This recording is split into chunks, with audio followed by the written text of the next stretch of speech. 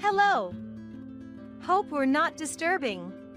Suddenly, the living room door opened, and in came my husband's colleague, Miller. Following him, about 4 others entered one after another, with my husband, Kevin, trailing behind them with a crude smile. Sorry, but what's going on here? Today's a barbecue with friends. Hurry up and buy some meat and beer. Kevin, who had established a habit of talking down to me, said this to me. It seems like birds of a feather flock together, as Kevin's friends were also directing crude smiles our way. I was furious. I'm actually about to go on a trip, so that's not possible. What? Kevin's face filled with anger, as if embarrassed in front of his friends. Normally, I would panic and comply upon seeing that look on his face, but now, completely out of patience, I couldn't care less about Kevin's mood. Just make sure you're careful with fire, okay? Hey! I ignored them all and left the house. However, a few hours later, I received a call while on my trip that my husband had been taken into police custody. What on earth did he do? My name is Isabella. I'm a 48-year-old civil servant. My parents died in a car accident when I was in college. I live in the house they left me, and I graduated college with the help of insurance money and scholarships. I was lucky enough to become a civil servant, and though living alone was lonely, it was stable. The administration I worked for was far from the house I lived in, so I rented out the house I lived in with my parents and rented a studio near my workplace for myself. I rented out the house as is, but it quickly found a tenant because of its good location. The person who rented the house was very kind, and knowing my circumstances, told me I could come over any time. Thanks to the rental income and my civil servant salary, I was living a more stable life than others my age. Around that time, visiting tourist spots became my hobby. There's a unique atmosphere everywhere, somehow reassuring yet making me tense, and I loved it. I met my husband, Kevin, at a book club for working adults that a friend invited me to. I was instantly drawn to the quiet and kind Kevin. Perhaps sensing that, Kevin actively pursued me, leading the way in our relationship, which was difficult for me to navigate. After dating for 2 years, he proposed on my 29th birthday, and we got married. The following year, our daughter, Evelyn, was born, and we were very happy. However, that's when Kevin's true nature began to show. Since I was working, we had agreed to share household chores. Kevin had kept to this agreement until I went on maternity leave, but as soon as I started my leave, he began going out to drink more often and completely stopped doing any household chores as soon as I took parental leave. Hey, the dishes are your job, right? Please. What? You've been lazing around all day at home and you're giving orders? You should do it, Kevin said, and quickly prepared to go out. After Evelyn was born, he would go out to drink about 4 times a week on his own, not caring at all for Evelyn. Juggling childcare and household chores while suffering from sleep deprivation due to night feedings was extremely hard. But complaining to Kevin didn't help. He didn't understand at all and would insult me by saying I was inefficient. Continuing this life made my love for Kevin fade, and by the time Evelyn was 5, I saw him merely as a roommate. Fortunately, I didn't have to work overtime or on weekends and holidays. This allowed me to spend a lot of time with Evelyn. Although Evelyn was a handful with her night crying and frequent feedings as a baby, by the age of 6, she had become a very mature child. She was clingy when it was just the 2 of us, but she also took the initiative to help around the house and always said thank you for each little thing. It wouldn't be an exaggeration to say that watching Evelyn grow was my only joy, and I adored her. However, Kevin was not involved with Evelyn, only occasionally approaching her when he was in a good mood. By then, his true colors were fully shown, not doing household chores, not participating in child-rearing, and going out to drink almost daily, coming home smelling of women's perfume. But I had grown so indifferent to Kevin that I didn't care anymore. Even so, the reason I didn't choose divorce was to not make life difficult for Evelyn. Honestly, with the rental income from my parents' house and my salary, I could easily afford to send her to college. But I didn't want to burden Evelyn if I became unable to work. Fortunately, Kevin seemed to be competent at his job, and even though it was a small to mid-sized company, he earned more than I did. Thus, I had come to view him as the person who would earn the money for Evelyn's education and our living expenses. However, around the time Evelyn entered high school, Kevin's spending got worse. I had always let him spend freely on anything other than Evelyn's tuition and living expenses, but then the school contacted me saying the tuition payment had not gone through. I hurriedly transferred the money from my own account to avoid trouble, but this made me realize there was no benefit to staying married and not divorcing. Thinking this, I approached Kevin, who was about to go out and was looking at himself in the mirror in the bathroom. "Hey, the school called saying Evelyn's tuition payment didn't go through." "Huh, so?" "So? What do you mean so? You were supposed to pay for it. That kid has been kind of rude lately. Always glaring at me." "That's because she's going through adolescence, isn't it?" I felt a headache coming on. Kevin himself must have gone through a rebellious phase. Yet he refuses to take an interest in his own daughter's growth and uses her being rebellious as an excuse not to pay for her tuition, which is just the lowest, not just as a dad but as a person. At this moment, I decided to divorce Kevin once Evelyn started college. And until then, I resolved to act like a compliant wife. As I was thinking this, Kevin looked at me with a smug smile. "What? You know, I hardly ever come home, and do I really need to contribute to the living expenses? So, how about this? I'll pay for that kid's school fees instead of giving you living expenses." Fine. My recently made resolution was already being tested, but I managed to hold firm. Not contributing to the living expenses was unthinkable. But not having Evelyn's tuition paid would be a bigger problem, so I reluctantly agreed. And the money that used to go to living expenses now became Kevin's pocket money, making his lifestyle even more extravagant. One day, as I was walking through the entertainment district on my way home from work, I spotted Kevin with his arm wrapped around the shoulder of a man I recognized. Kevin hadn't noticed me, but the man next to him did and came over. "If it isn't Isabella." "What are you doing here?" Well, I think I met him at our wedding, but he wasn't introduced, so I didn't know his name. And despite the distance, he already smelled strongly of alcohol. How long had they been drinking? I managed to suppress my urge to grimace and put on a smile. "Oh, I'm Miller. Kevin and I were in the same club at college. By the way, Isabella, you're really beautiful. How about one night with me?" "Just kidding." Hey. If you want a middle-aged woman like this, I'll give her to you." More than Miller's frivolous words, I was shocked by Kevin's words. Even if he was drunk, those were not words to be uttered in front of his wife. "Really? Maybe I'll book a hotel next time then." "I'll pass. I'm in a hurry, so I'll be going."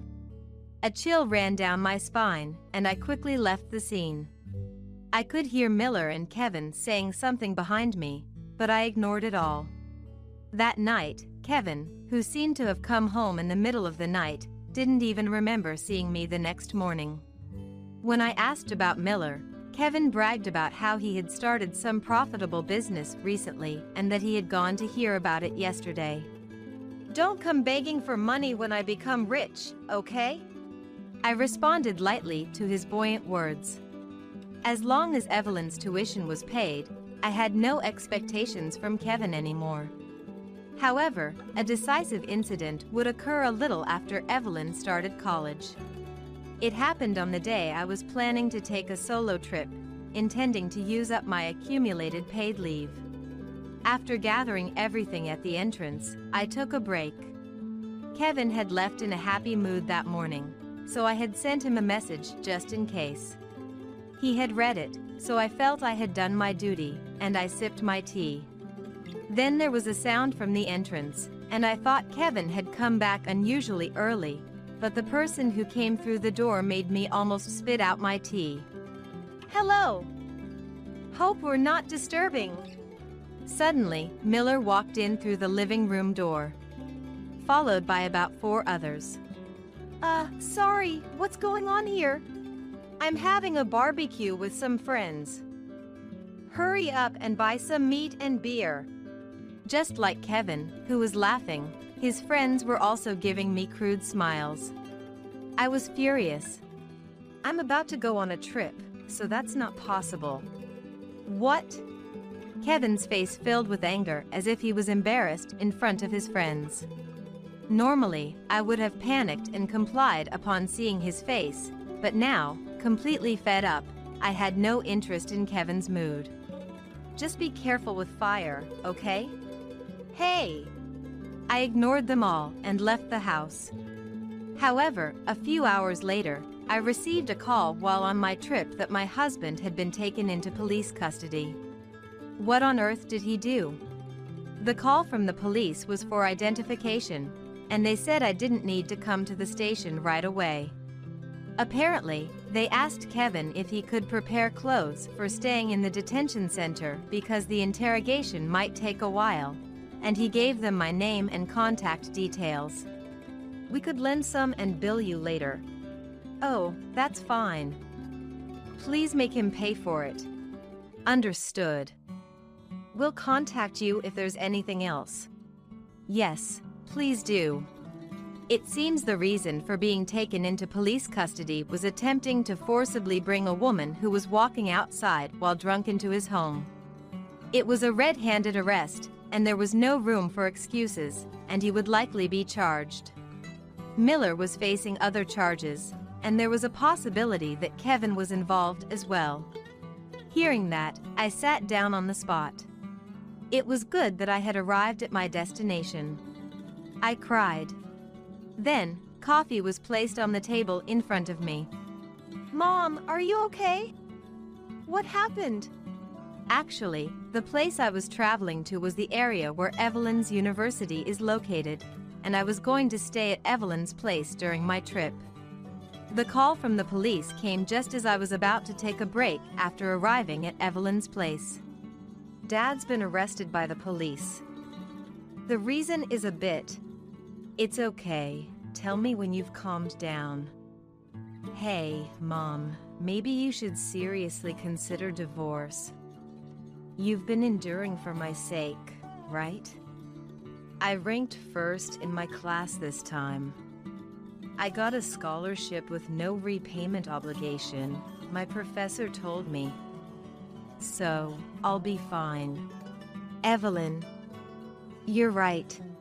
Evelyn's words made up my mind. As a parent, I felt unreliable for making my daughter say this, but at the same time, I was very happy that Evelyn had grown up to be so kind and splendid. A few days later, I received a call from the police that only Kevin had been released. It seemed Kevin claimed to be a victim, unaware that Miller's business involved criminal activity. In fact, it was proven that Kevin knew nothing, and he was declared innocent, which disappointed me internally. The day after the police contacted me, Kevin called me. I didn't want to answer the phone, but thinking about what comes next, I decided to answer. "Hello? Ah, you picked up. Where the hell are you?" "At Evelyn's place." When I said that, Kevin seemed to think for a moment. But eventually, he didn't come up with an answer and quickly raised his voice. "I don't know where that kid lives. Just come back home. The housework is piling up." "Sorry, but I'm not coming back." "What?" My firm refusal seemed to surprise Kevin, and he was momentarily speechless. I repeated slowly to the silence on the other end of the phone. I'm not coming back. Please, let's get a divorce. Do you even know what you're saying? Kevin managed to squeeze out some words. I didn't respond to him.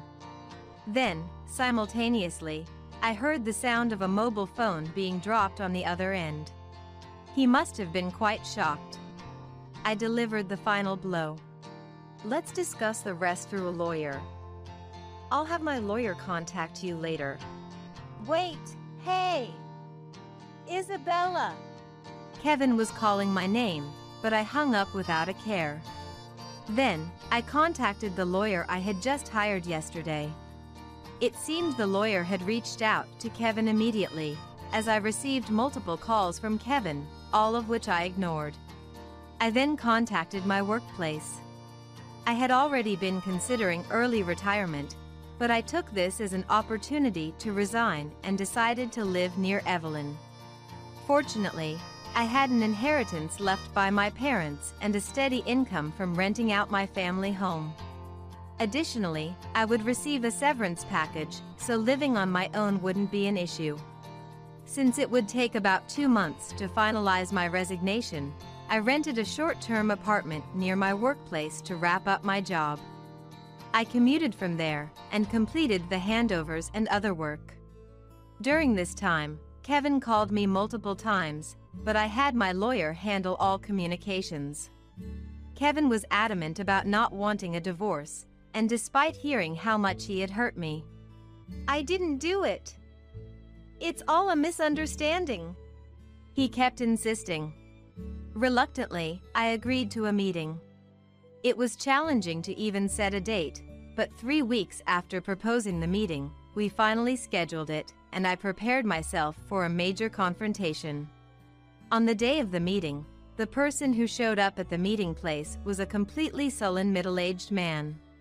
I'm not going to divorce. I was just deceived. I'm not at fault. Let's sit down and talk about it. I responded dispassionately to Kevin's remarks and entered the restaurant ahead of him. The high-end restaurant, designed with separate rooms for each table, was where Kevin and I had celebrated our engagement with a meal. Do you remember this place? Huh? Kevin's response extinguished the last bit of sentiment I had left. Even after everything, we were once committed to spending a lifetime together. I had hoped that remembering this place might lead to a more amicable discussion, but my consideration was in vain. Let's start the discussion. At my cue, the lawyer beside me took out several documents. They contained evidence of Kevin's actions and infidelity, as well as details about the dubious business he was involved in with Miller. Kevin looked over them with annoyance, then sighed. If you have complaints, say them directly. Sneaky woman. These are not complaints, but facts needed for our discussion. Kevin seemed to become even more irritated upon hearing this. Still, I was unwavering. However, when a new document was presented, Kevin's complexion changed. Hey, this is... Oh, didn't you know? The document included a photo of a woman in a wedding dress and her husband, smiling happily. Kevin paled at the sight of the two. The woman you're currently having an affair with, she's your boss's wife, right? No way! Kevin, apparently unaware, looked utterly panicked. His earlier defiance had vanished, replaced by sheer panic. Investigations revealed that Kevin had been involved with the affair partner for about 3 years, considering divorcing me and marrying her until their communication recently became sporadic. She had married Kevin's boss before meeting Kevin. Apparently, it was a shotgun wedding. They had just taken their 10th anniversary wedding photos. Of course, the evidence was sent to Kevin's company, and it was scheduled to be delivered to Kevin's boss today. The affair partner would also be receiving a certified mail by now. Speak of the devil. At that moment, Kevin's phone, placed on the table, rang, displaying his boss's name. Kevin didn't answer, so I tapped to take the call and put it on speaker. A furious shout, loud enough to break windows, erupted from the phone. You've been betraying me?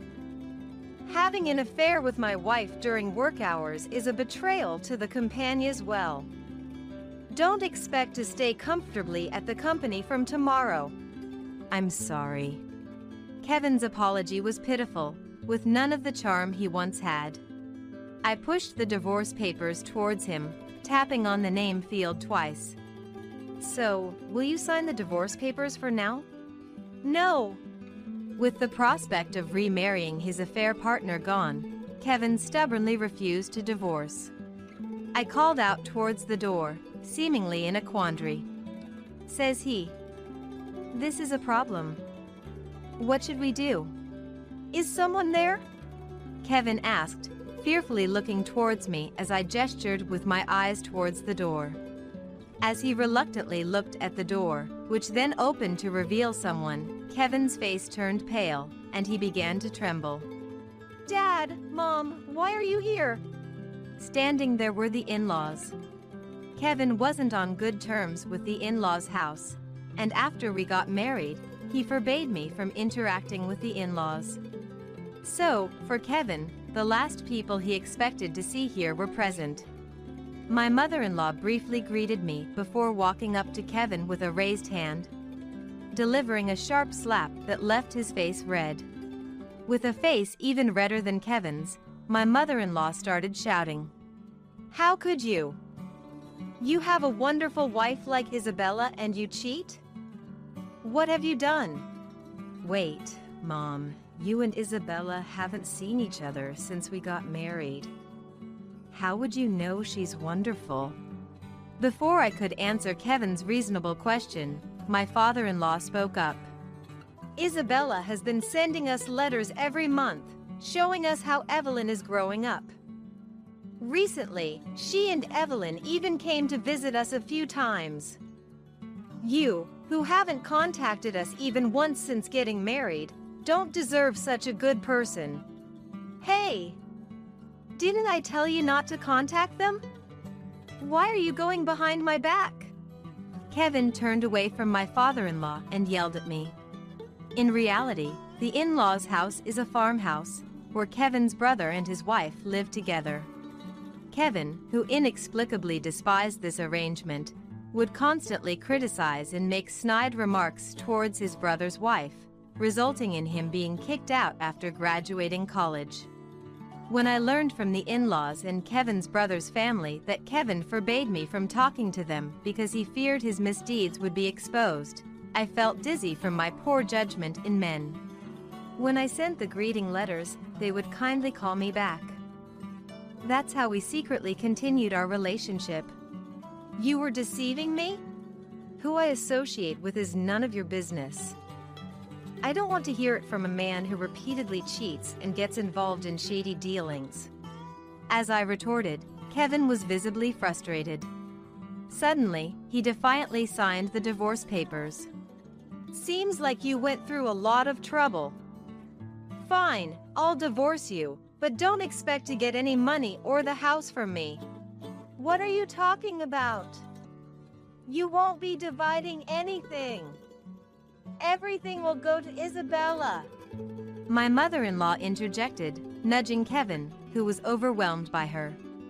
I watched him coldly before storing the divorce papers in my bag and leaving the restaurant with my lawyer. Afterward, I went to the municipal office to submit the divorce papers. Though it happened quicker than I thought, my heart felt incredibly calm. Kevin was fired from his small company after being accused of having an affair with his boss's wife and engaging in infidelity during work hours. Having handed over the house and money to me, he was left with nothing. Eventually, the in-laws took him back to their house temporarily before sending him off to a distant relative's place. Kevin's brother's wife, not having forgiven his past actions, refused to even let Kevin into the house.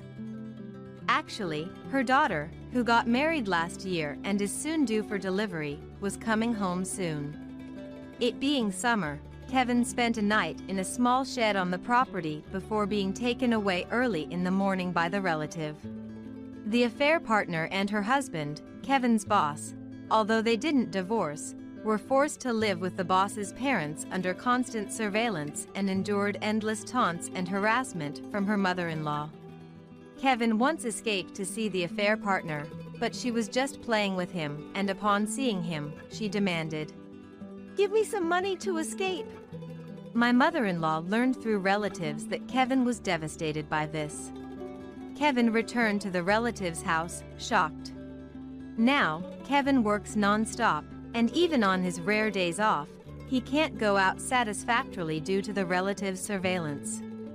I continue to maintain a relationship with the in-laws as Evelyn's grandparents.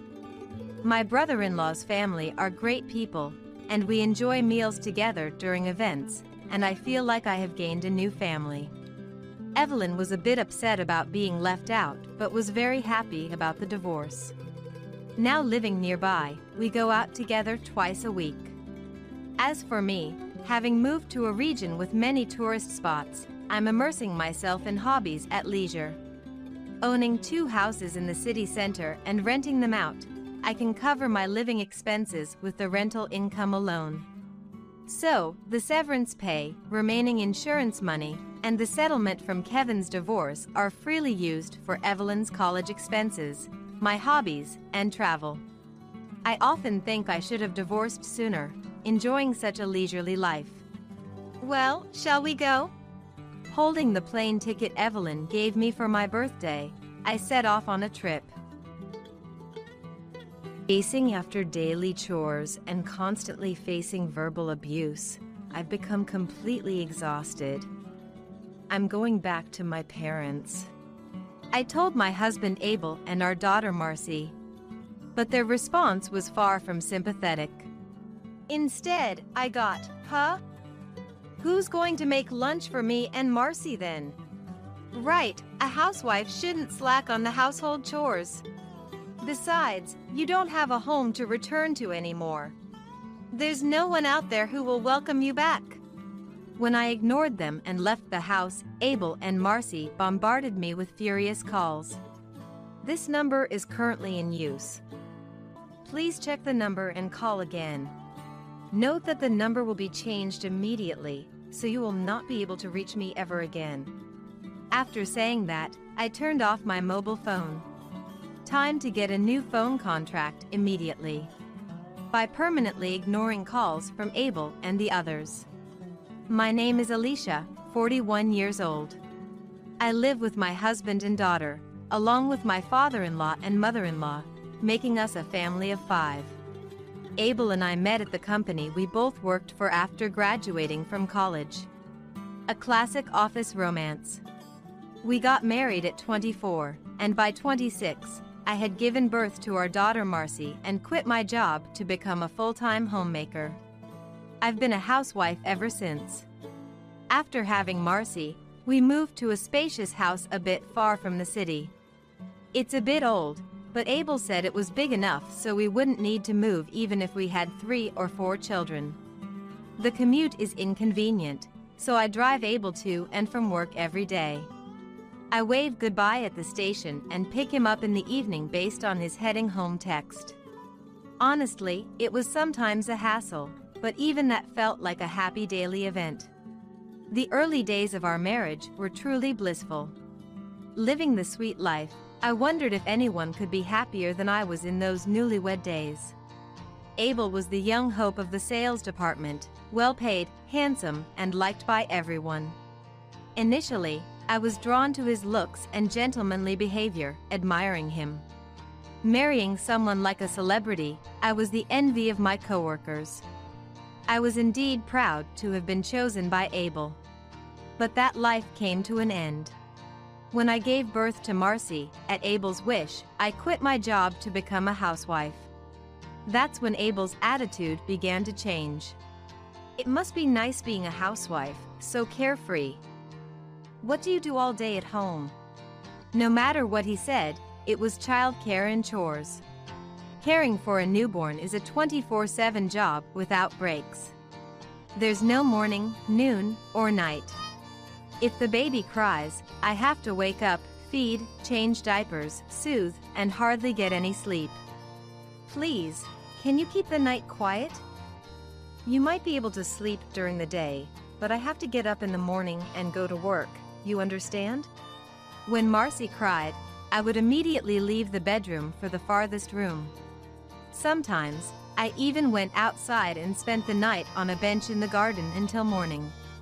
Despite this, Abel did show affection for Marcy and occasionally offered me comfort, which was enough for me to endure it all. Even with little sleep, Marcy's smile and Abel's thank you made all the fatigue vanish. My body was tired, but I still felt I was living a happy life. My life changed again when Marcy started elementary school. I'm thinking of inviting my parents to live with us. What do you think? Fortunately, we have enough room. Although he phrased it as a question, I knew it was already decided. Since quitting my job after Marcy was born, my opinions hardly mattered anymore. You say that because you don't understand the current society. Whenever I expressed my opinion, Abel would sigh and say, "Well, if you don't understand, just leave it to me. Just make sure Marcy doesn't grow up to be foolish like you." So, to his "What do you think?" I could only reply, "That sounds fine." I had only met my in-laws a few times, during our wedding introduction, the wedding itself, and subsequent Christmases. But they seemed like decent people, and I didn't foresee any issues living together. I wondered if Abel had always intended for us to live with his parents when he bought this house, but I had no choice but to agree. Soon, my in-laws moved in with us. "We're family now, let's get along," said my father-in-law Dewey with a smile, while my mother-in-law Haley said, "Please take care of us," without any expression. At that moment, I was more wary of Haley's cold gaze than Dewey's smile. However, I soon realized that it was Dewey I should have been cautious of. "What, cereal for breakfast? Abel, can a man work all day on that?" Dewey said to Abel the morning after they moved in. "Yes, but Alicia is busy with childcare, so we make do with cereal," Abel replied. I was shocked by Abel's words, because it was Abel who preferred cereal in the mornings. I used to eat bread for breakfast at my parents' house. But Abel said bread made him feel heavy and hindered his work in the morning, so he asked for cereal. Since then, cereal had been our breakfast. "Alicia, is that true?" "No, well." "What is it? Be clear." Until that moment, Dewey had been speaking calmly, but suddenly, he shouted at me loudly and slammed the table with a loud noise. Marcy started crying in shock. "It's okay, Marcy, no need to cry. Mom just did something wrong, so I scolded her," Dewey said, softening his voice. He lifted Marcy, saying, "That's enough for today. From tomorrow morning, just prepare bread and fried eggs, bacon, and maybe 2 more things. I'll manage with that," ensuring Marcy couldn't see my face as he glared at me. From that day on, Dewey started treating me like a servant. Whenever he spoke, it was always with intimidation, and if he was displeased, he would shout.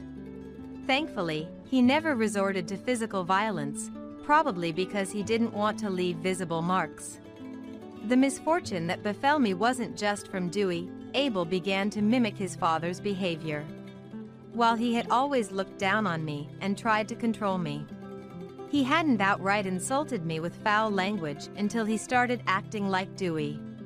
"Hey, what's this? The table is dirty. Are you telling me to eat in such a filthy place?" "I'm sorry, I was just feeding Marcy. I'll clean it up right now." "What did you say? Are you blaming your carelessness on our sweet granddaughter?" "No, that's not what I meant." "Apologize." Apologize to Marcy right now. And so, I was forced to deeply apologize to my own daughter. In this manner, being silent and just doing the housework was deemed enough, treating me completely like a servant. Abel and Dewey would shout at me together, making me shrink back, ensuring I couldn't oppose them. And Marcy started to think she could treat me the same way. What's with today's sandwich? My friend's mom makes really pretty sandwiches. Why can't you make anything but these weird ones? Elementary school-aged Marcy would sigh and say this, and Dewey and Abel would happily take her side. Now, the only person in this house who isn't against me is Haley, who just silently watches everything. Although I can't say Haley is an ally, the presence of someone who doesn't attack me in the house provides some comfort. This life continued for 10 years, and before I knew it, I had become a soulless servant, completely at the mercy of Dewey, Abel, and Marcy. One day, as usual, Dewey, Abel, and Marcy continued to berate me about how useless I was, only alive thanks to their support. Blaming myself for everything, believing I was incapable of doing anything right. I was preparing breakfast and lunch for the next day for the three of them, and ironing Abel's shirts and Marcy's clothes until late at night when Haley came to me and said, "Alicia, I think that's enough." What is she talking about? I didn't stop ironing but glanced at Haley's face for a moment. You should escape as soon as you can, before you end up like me. It wasn't until she said that I finally stopped and looked up. I was just like you, at the mercy of Dewey, his father, and Abel. Just like you now, believing it was all my fault, that I had to try harder to be recognized. I was surprised. I had never had such a conversation with Haley. In fact, I realized I had never talked to Haley about personal matters beyond necessary household chores and errands. Despite living together for 10 years, Haley began to share bits of her life with me. She too was happy at first, just like me. In Haley's time, it was understood that women quit their jobs upon marriage, an unspoken agreement. And she had embraced her role as a housewife without question. Then, 2 years later, when Abel was born, the attitude of Dewey's father and Dewey himself began to change. Be grateful you don't have to work. Since you're a housewife, make sure the housework is perfect. Serve Abel like you would a king, you're the lowest in this house. She was continually told. Like me, Haley was told this repeatedly, made to believe it was right, and lived being constantly berated by her father-in-law, husband, and son. Ever since you came to this house and I saw you suffering the same fate as me, I thought I was finally being freed. I'm sorry. Haley apologized to me after saying this. From Haley's story, I learned that Dewey's family believes only their bloodline is noble and important. They think it's okay to oppress and use people like Haley and me, who are not related by blood, and treat us as servants. But to make sure you can't escape before that happens, they initially welcome you kindly. At the beginning of the marriage, Dewey and his father were so nice to me that I thought I was the happiest person in the world. It was the same for me. I thought I was the luckiest person in the world to have married Abel. Once they see you can't escape, they gradually reveal their true selves, and by the time you realize it, it's too late to do anything. That was true. I first started feeling uneasy after Marcy was born. Abel began to look down on me using Marcy. Marcy is cute because she looks like me. It's really good she doesn't resemble Mom. Abel indeed has a handsome face, falling into the category of narcissism. But I smiled it off, thinking every parent finds their child adorable. Marcy is really smart too. She must have gotten that from me. You shouldn't end up like Mom just because you're a girl. I was a bit irritated then, but convinced myself it was just his way of being sweet to Marcy. I wanted Marcy to be cute and smart too. What's this mess? Marcy could get hurt. Clean this up immediately. As Marcy grew and began scattering her toys around, Abel would frequently come home at night and say things like this. A home with a small child gets messy, no matter how much you clean up. There might be some differences depending on the house, but ours was like that too. Even if you clean one area, you'll notice another has become messy while you were doing chores. You end up being chased by tasks all day long. I thought this was normal for any household, and whenever Abel scolded me, I would apologize, thinking my housekeeping skills were insufficient. I believed the mess was due to my lack of ability in housekeeping. We came here because you no longer have a home to return to. There's nowhere left for you to escape.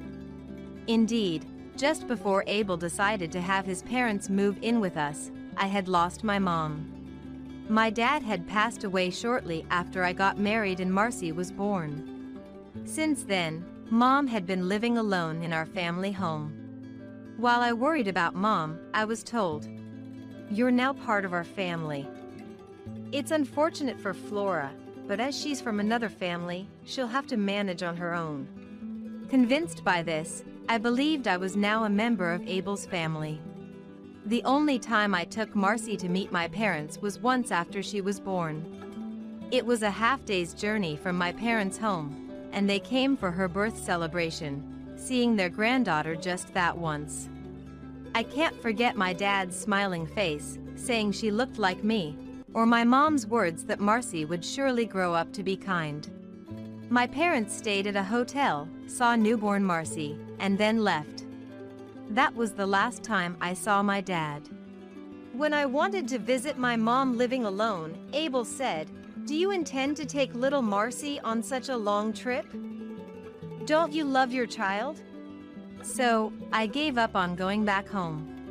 When Marcy started elementary school and it seemed she could handle a bit of a long journey, my mom passed away alone in her hometown. I cried and regretted, then went back alone for Mom's funeral. I have an unavoidable work commitment and can't go. I'm sorry, but you'll have to go alone. Marcy is too young and would only be a nuisance.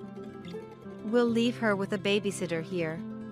Though surprised, by that time, I had already come to believe that Abel's words were the right ones. So I felt guilty about leaving my family and rushed to finish my tasks and return home as quickly as possible. I kept Mom's funeral to a minimum. Listening to Haley, I realized how abnormal my situation had been, and how brainwashed I had become, to the point of not noticing it. I'm really sorry. Haley apologized deeply. Why are you telling me this now, after staying silent for 10 years? Why now? I was dumbfounded by the truth laid bare before me, yet I couldn't help but direct my burgeoning anger towards Haley. I wish I hadn't known about this now. It would have been less miserable to live without knowing anything. Serving Abel and Marcy silently for the rest of my life. Tears started to overflow without warning. I thought it wasn't too late. Not too late? Yes. There's still time. Haley spoke softly, sharing her feelings while looking dejected. Seeing you being treated like I used to be, I thought I had to stop this cycle of negativity somewhere. You're still young. You can start over. Haley, as she herself said, had been quietly watching me, feeling relieved thinking that now she could be free. As expected, Dewey and Abel's attacks shifted towards me, and their interest in Haley faded away.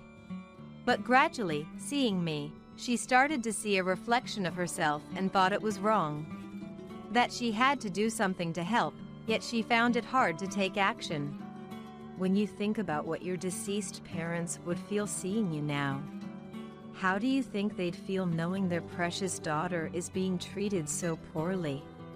Being reminded of my parents, I felt as if my heart was being seized.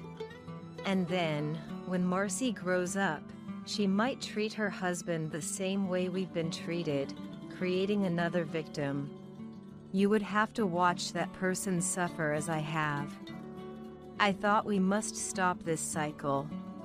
I discussed with Haley what we should do next. And the time for action came. That weekend, on Saturday morning, Dewey left for an overnight trip with a friend, leaving the house empty. Abel and Marcy had plans to go to Abel's company barbecue on Sunday. After seeing Dewey off, they left me with these instructions.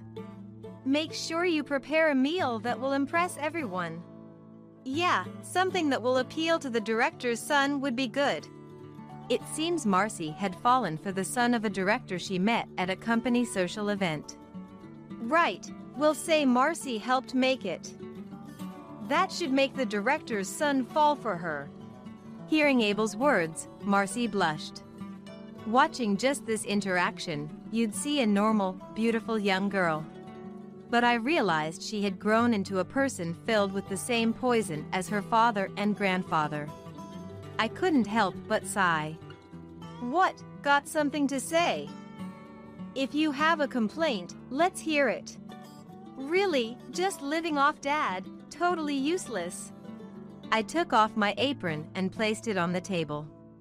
Chasing after daily chores and constantly facing verbal abuse, I've become completely exhausted. I'm going back to my parents. I told Abel and Marcy. But instead of sympathy, their response was, Huh? Who's going to make our meals then? Right, a housewife shouldn't slack off on the chores. Besides, you don't have a home to return to anymore. There's no one out there who will welcome you back. They looked at each other and laughed at me as if I were a joke. Got it? I'll say it again. Prepare a meal that will amaze everyone. You can spend as much money as you need, get the expensive ingredients, I'll allow it. Normally, they'd check the shopping receipts and tell me to save more or that Haley and I should make do with cheaper things. But now they were being unreasonable. No, I won't make the meal. I said firmly. You're defying your husband? Yes. Then get out right now. Understood. Thank you for everything up to now. With that, I took my pre-packed bags and left the house. Abel and Marcy looked surprised, probably thinking I'd return soon. But there was no sign they intended to follow me. I walked a bit before calling a taxi and went to a hotel I had decided on beforehand. There, I smiled at someone who was already waiting. It's good for you. You made the right decision to leave. Yes, I don't know what would have happened if Dewey was there, but it was just the two of them, so I managed to leave. Haley had sneaked out of the room after Dewey left that morning and checked into the hotel ahead of me. Dewey is more suspicious than Abel and Marcy. If Dewey had been there, he wouldn't have allowed Haley to leave the room, nor would he have allowed me to say what I did. All that's left is to proceed as planned. With my own words finally reclaimed, I said this with a smile. We spent the day relaxing at the hotel, and the next morning, Haley and I headed to my parents' house. Even though no one lives there now, the house is still there. After traveling for half a day and arriving at the nostalgic house, tears involuntarily filled my eyes. If possible, I wished to have returned here while my parents were still alive. To be greeted with smiles. Let's clean up and make it a livable place again. Yes. We cleaned earnestly, turning the old house into a comfortable space. Doing chores for ourselves, instead of for those who never saw us as people, felt unbelievably satisfying. After a day of hard work, we took turns showering and then toasted with beer, feeling a satisfying tiredness. Freedom tastes so sweet. Haley smiled at me. That day, Haley had told me to escape alone. If they notice anything odd about you, they surely won't let you leave. They don't want you to escape. So, I'll stay behind and buy you some time. But, Haley, you'll suffer. I'm already past caring. Haley laughed resignedly. Besides, I want to make amends for you. I'm really sorry for these 10 years. At that moment, I saw my deceased mom in Haley's face. The face of a mother concerned and wanting to protect her daughter. Then we planned the escape together, waiting for our chance while acting as if nothing was amiss. Until that day, we both quietly went about our days as if nothing was amiss, waiting for the right moment. As Haley had said, it would have been impossible to escape if all three were together. So, we waited for an opportunity when Dewey was gone. If it was 2 against 2, we thought we could manage somehow. And indeed, we managed to escape exactly as planned. Surely, after I disappeared, Abel and Marcy would try to assign tasks to Haley, only then realizing I wasn't there. Haley was always an ignored presence by the three of them. If we disappeared before they noticed, we would win. And we won that bet. Just in case, I had disposed of anything that could indicate the location of my parents' house. Abel, who had only visited once before our marriage, had never bothered to remember its location. Even if he tried to search, he wouldn't know where to start. I turned off the location services on my mobile phone and powered it down. I decided to turn it on. As expected, there were dozens of voicemails. I played them just in case. All the messages were the same. Where are you? Come back, or else. Do you think this is okay? What about the house? I'll forgive you now, so respond. I'm serious, I'll get angry. Where are you? Fulfill your duties as a housewife. Don't you care about your daughter? You. Neglecting your child. It's astonishing how they keep repeating the same things without learning. I listened to the voicemails in order, amazed, but then a call came through and I accidentally answered. Hey, you finally picked up. Where are you? Come back and take care of the house. I immediately hung up, but then Marcy called. What are you doing? Come back and make dinner. Of course, I hung up right away. But the calls kept coming, over and over. Because they were so persistent, I decided to respond. This number is currently in use. Please check the number and call again. Furthermore, the number will be changed immediately, so you will not be able to reach me ever again. After saying that, I turned off my mobile phone. Time to get a new phone contract immediately. Soon after, I decided to sell that house. Yes, I was the owner of that house. It was bought with the insurance money after my dad passed away, but since Mom was the beneficiary, she bought it and leased it to our family. When Mom passed away, I inherited it, so it became mine by default. Abel, who always looked down on me, had completely forgotten about this. Perhaps he also forgot because, despite calling it a lease, he never actually paid any rent.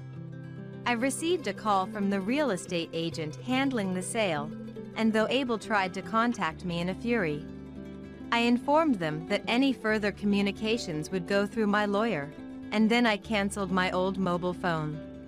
I played my last card by sending them the recordings of Abel and his friend's verbal abuse left on that mobile phone, offering mercy by saying I wouldn't take it to court if they just left immediately. Abel and Dewey, I couldn't care less about.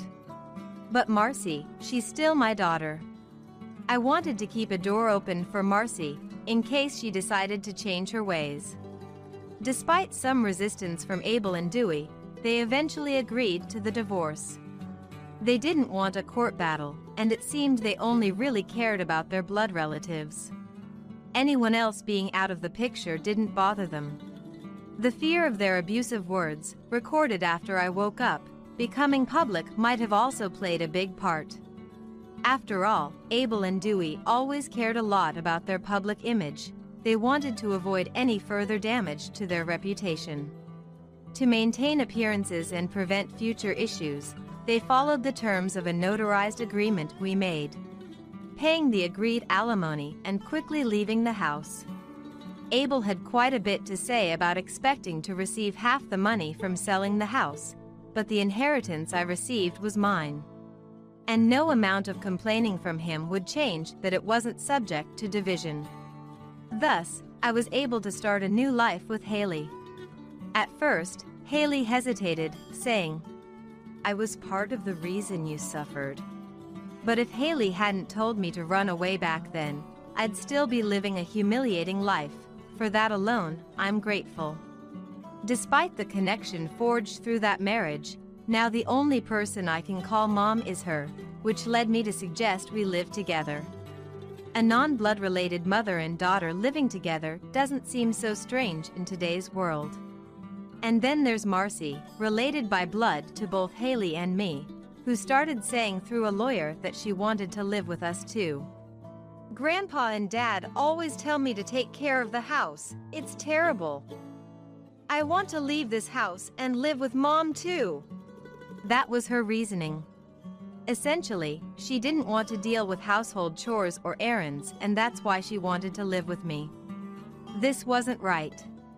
I decided to push Marcy away with a heavy heart. Living together now would only have Marcy repeating the same behaviors as Dewey and Abel. If Marcy truly realizes her mistakes and decides to change, I'll welcome her with open arms. I believe that's also a form of maternal love. For now, Marcy and I only communicate through letters via a lawyer. Her letters are filled with complaints and grievances against Dewey and Abel, along with resentments towards Haley and me for leaving. But I'm waiting for the day when the content of those letters changes, and we can meet face to face as family again. Even if it's difficult now, I look forward to the day, filling each day with pieces that connect us. I believe that day will come.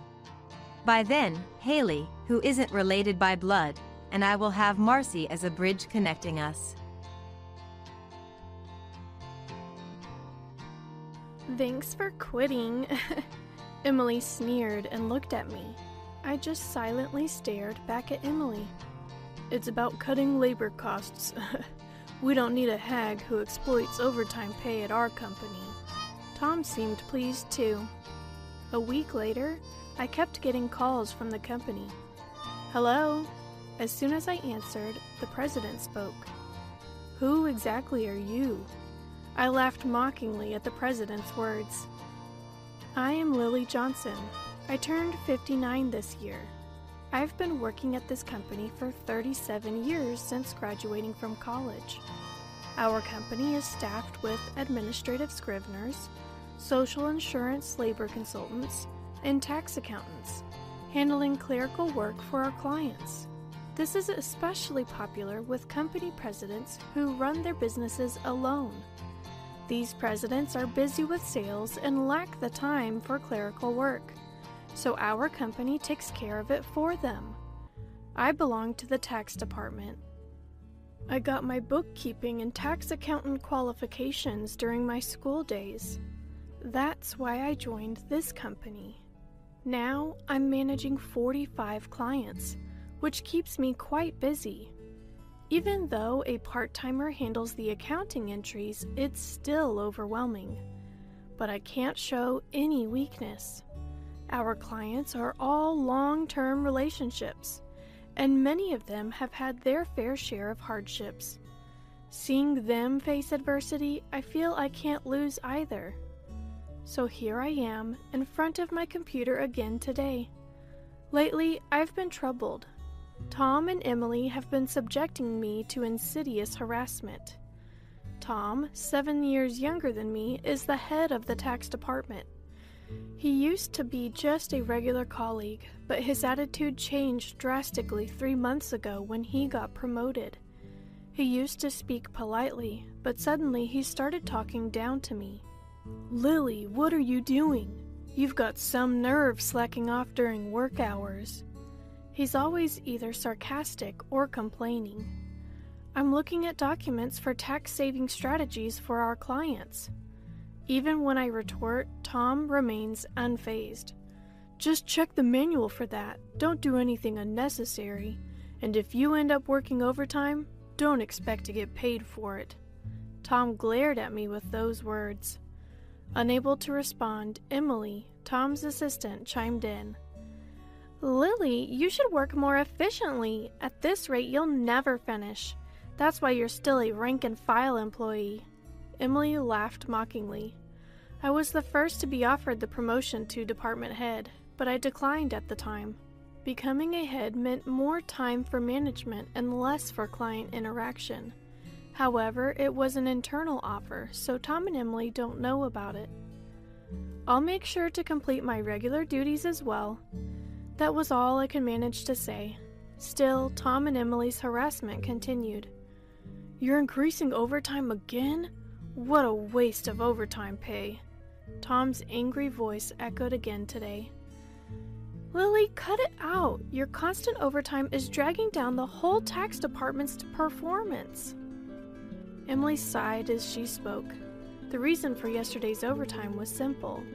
Tom had accumulated a month's worth of declaration forms to be filed by the end of the month. After work yesterday, Tom suddenly said, "Take care of these." He left several client files on my desk. I turned pale when I saw the files. Wait, these all have deadlines this month, right? As I said this in confusion, Tom was already nowhere near. Looking for him, I saw he was already packing up at his desk. I'm heading out, take care. With that, Tom quickly left the office. Good luck, okay? Emily followed Tom out, laughing mockingly. Unbelievable. I sighed and opened the client files left on my desk. Moreover, some of the files were Emily's responsibility. I sighed even deeper. I knew why Tom was harassing me, because they wanted me to retire quickly. I have more experience and deeper knowledge in taxation than him. As a result, other members of the tax department come to me with their questions instead of Tom. There are other reasons why everyone avoids Tom. He looks greasy and unapproachable. The only female employee who stays near him is Emily. Tom likes young women. That's probably why he wants me to retire, to get the other female employees to rely on him more. It's such shallow thinking. It gives me chills. There's also the fact that he simply doesn't like me. Emily was harassing me to curry favor with Tom. Tom is the one who evaluates the performance of the tax department, so she probably wanted to undermine me to get a good evaluation from him. Anyway, I have to manage these declarations. Not only do I have to prepare the tax declarations for my assigned companies, but it looks like I won't be able to finish today's work either. But if I try to claim overtime, I'll just get complaints from Tom and Emily. I resigned myself to unpaid overtime. Then one day, I was suddenly called to the president's office. Our company had just had a change of president. Originally, the president's father had been managing the company since its founding, and it had only recently been handed over to his son.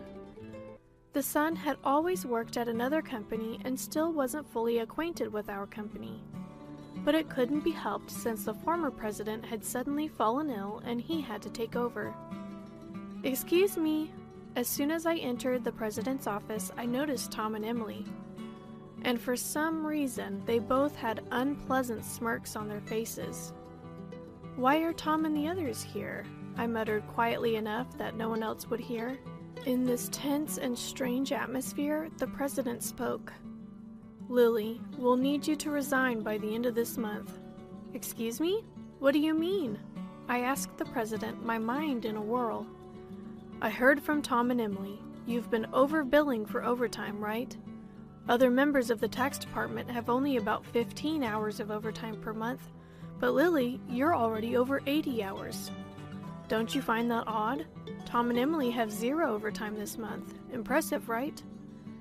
The president looked at me sternly. The reason my overtime was so high this month was that I was doing Tom and Emily's work. But if I said it was Tom's instructions, it would seem like my own inability to manage time.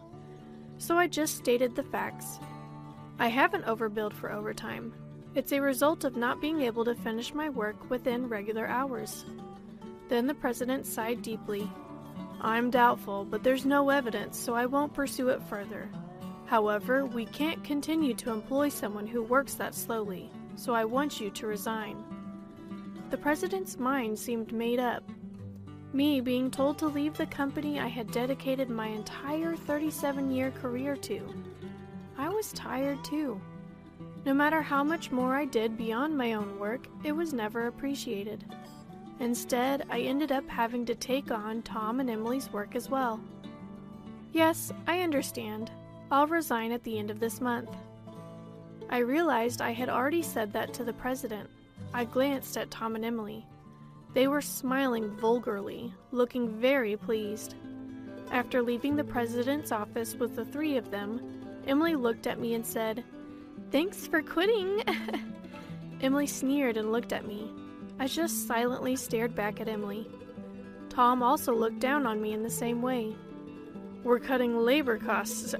We don't need a hag who exploits overtime pay in our company. Tom seemed pleased too. While watching the two of them talk so cheerily, I thought about the handover process, and then started creating the handover documents for all my clients. Of course, I didn't miss saying goodbye to the people I was handing over to. I tried to get an appointment with the president to say goodbye in person. For the presidents I couldn't meet, I sent letters and informed them of my successor. A week after I resigned, I was relaxing at home. I had been busy with the handover until my resignation, and I had been extremely busy even before that. A little relaxation shouldn't be a problem. As I was thinking this, my mobile phone rang. When I checked the call, it was from the company. What could they want now? I made sure to take care of the social insurance procedures. I didn't answer the phone, but then the company called several more times. In fact, I had also received several calls from Tom and Emily's personal mobile phones. Maybe they thought I'd answer if it was from the company. Reluctantly, I decided to answer. "Hello? Lily, it's a mess right now." As soon as I answered, the president spoke. "Who exactly are you?" I laughed mockingly at the president's words. "Who am I? Just an unemployed lady. I've resigned from the company and I'm nothing else, right?" Then the president spoke urgently. "Since Lily left, we've had 49 calls to stop transactions with the company. Please come back to the company immediately." The president said his piece and hung up. He must be really panicked. I guess I have no choice. I got up reluctantly and headed to the company. As soon as I arrived, Tom and Emily were waiting. Both of their faces were pale. They both had dark circles under their eyes. "What's wrong with both of you?" I asked, surprised at their drastic change in appearance. Then Tom glared at me and said, "Since then, we've been getting calls one after another to stop transactions. Not just from your clients, but from prospective companies we were planning to introduce. What did you do?" Emily also looked at me with suspicion. "I never thought Lily would do something so underhanded. I'm truly disillusioned." The reason they both looked so haggard was probably due to dealing with the cancellations. Probably the body. Of course, I hadn't done anything to the clients. But I had a guess why they were canceling their transactions. Well, the cancellations might be unavoidable this time. As I muttered this, Tom yelled, "So you did do something, didn't you? Get to the president's office now." I was then taken to the president's office by Tom. "President, I brought her," Tom declared with force as he opened the door. Emily followed in a hurry. "Oh, I've been waiting." The president looked me in the eyes as he spoke. Tom accused me as if I was the culprit. "It appears that Lily was involved in the cessation of transactions with our clients. We should not only make her resign, but also sue her for damages," Emily argued vehemently. Though her language was careful in front of the president ignored them and asked me, "Why did so many companies stop transactions after Lily left?" I took a deep breath and answered clearly. "Don't you understand? Our clients don't need us to manage their taxes. There are tax accountant firms that do it cheaper. Yet they continued with us because I was here. Tom snapped at me. What's with that attitude towards the president? And you think you're worth that much? Emily also taunted. There's no way it has to be Lily. The president looked serious. Tom and Emily work based on the manual, optimizing operations. But I do more than that. I offer tax-saving strategies tailored to our clients' situations. Uniform responses don't always serve the client's best interests. In fact, many clients preferred my approach and stayed because of it. Tom got angry at my explanation. How can we afford to give such detailed attention to each case? It takes too much time. That's right, it's inefficient, Emily strongly agreed. Then the president sighed deeply and said, Actually, I just got a call from Dad, the former president. Some of the clients who stopped transactions had gone directly to Dad to negotiate about Lily. I was surprised to hear this. I hadn't expected the clients to go that far for me. Dad said that the tax department was viable because of Lily. She not only managed her clients but also supported her colleagues' clients, and she has knowledge that Tom can't match. Dad also said that if Lily hadn't declined, she would have been in a higher position than a department head by now. The president spoke with a pained expression. No way! Emily looked shocked. She probably couldn't believe I might have been her boss. The president continued.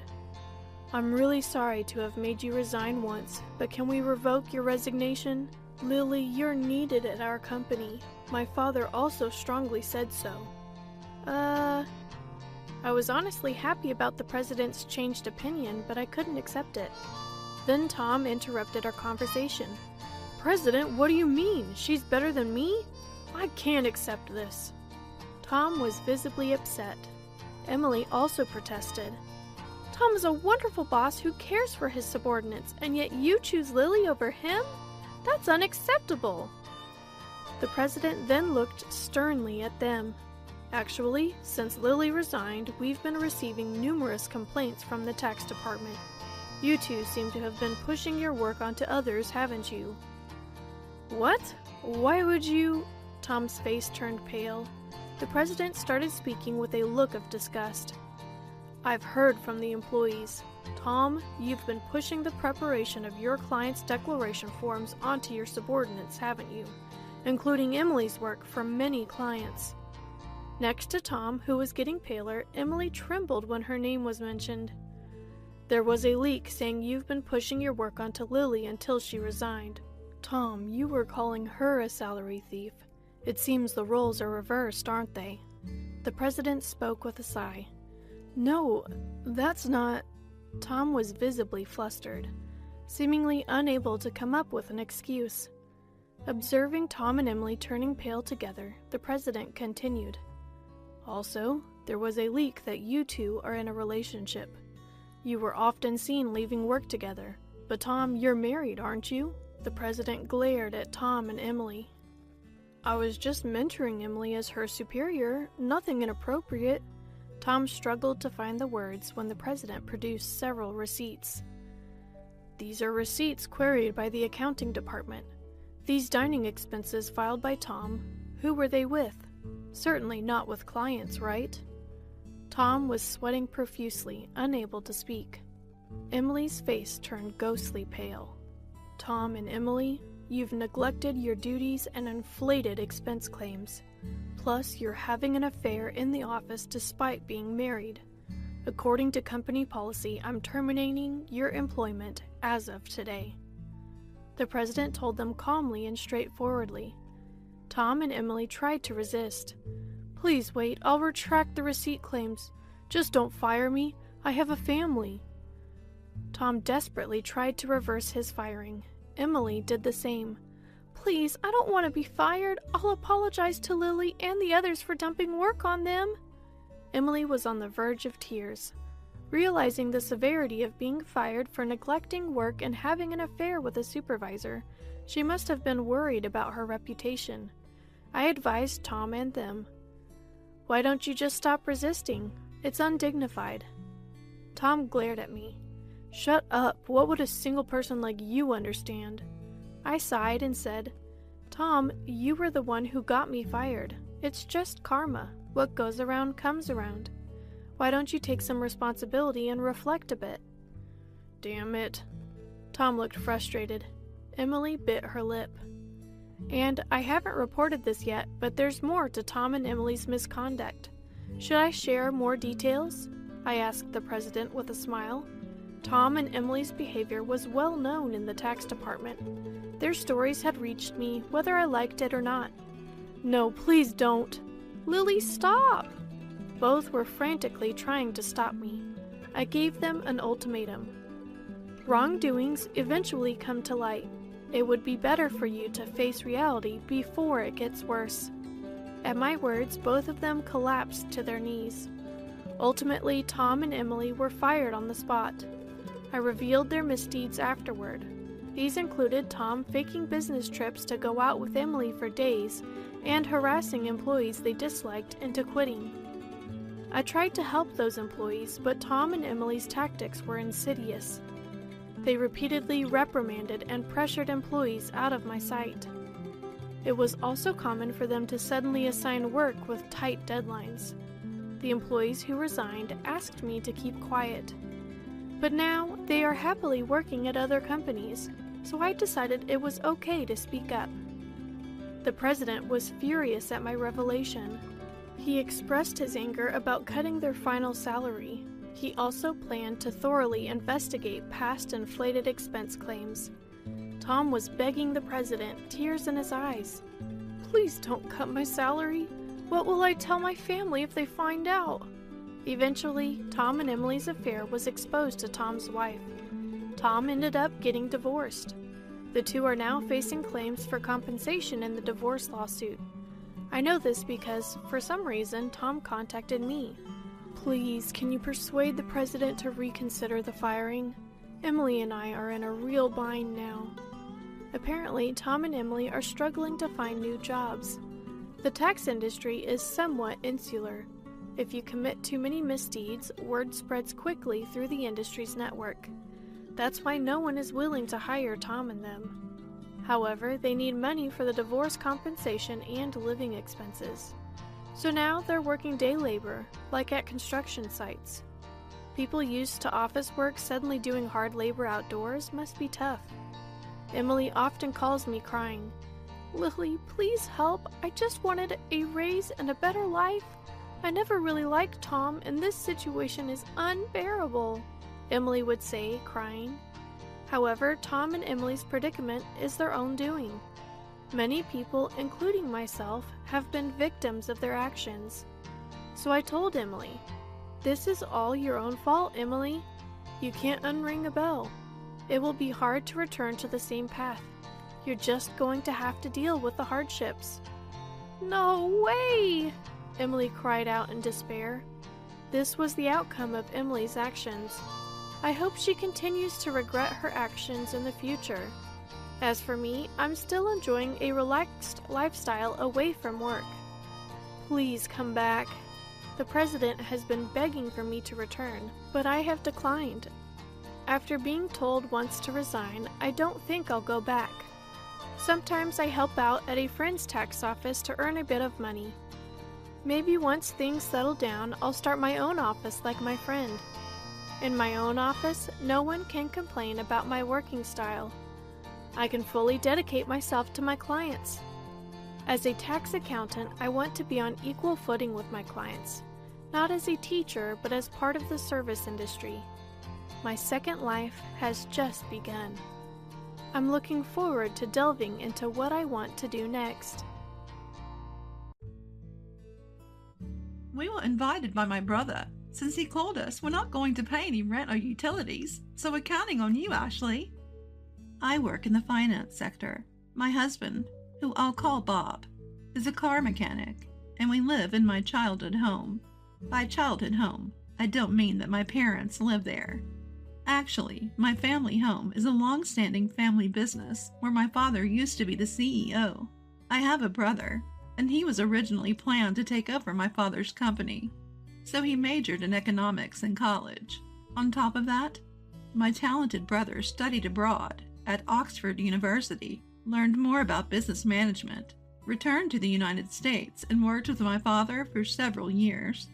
Eventually, my parents wanted to enjoy their retirement and moved to a place like Aspen, Colorado, seeming to enjoy their relaxed life surrounded by nature. Since my brother was given the company in return, my parents passed down the family home to me, their daughter, and I decided to live there with my husband. The house is conveniently located with excellent access to public transportation, less than a 5-minute walk from the train station. Commercial facilities, hospitals, and schools are also within walking distance. Considering the future, when our children leave the nest, we will be able to live comfortably, so in that sense, I am grateful that my parents gave me this house. We were planning on expanding our family and living happily, but we never thought that our life would come to a sudden end because of such an incident. After moving into this house, my mother-in-law started to visit frequently. Knowing that my parents run a business, my mother-in-law often asks about money since we got married. "Hey, Ashley, how much assets do your parents have? When your parents pass away, how much will you inherit?" She often talks about these things, and I couldn't help but think that she was rather distasteful. I didn't want to be too blunt, so I replied, I wonder how much. I've never really thought about it, so I don't know. I've already received the house, so I might not get any money."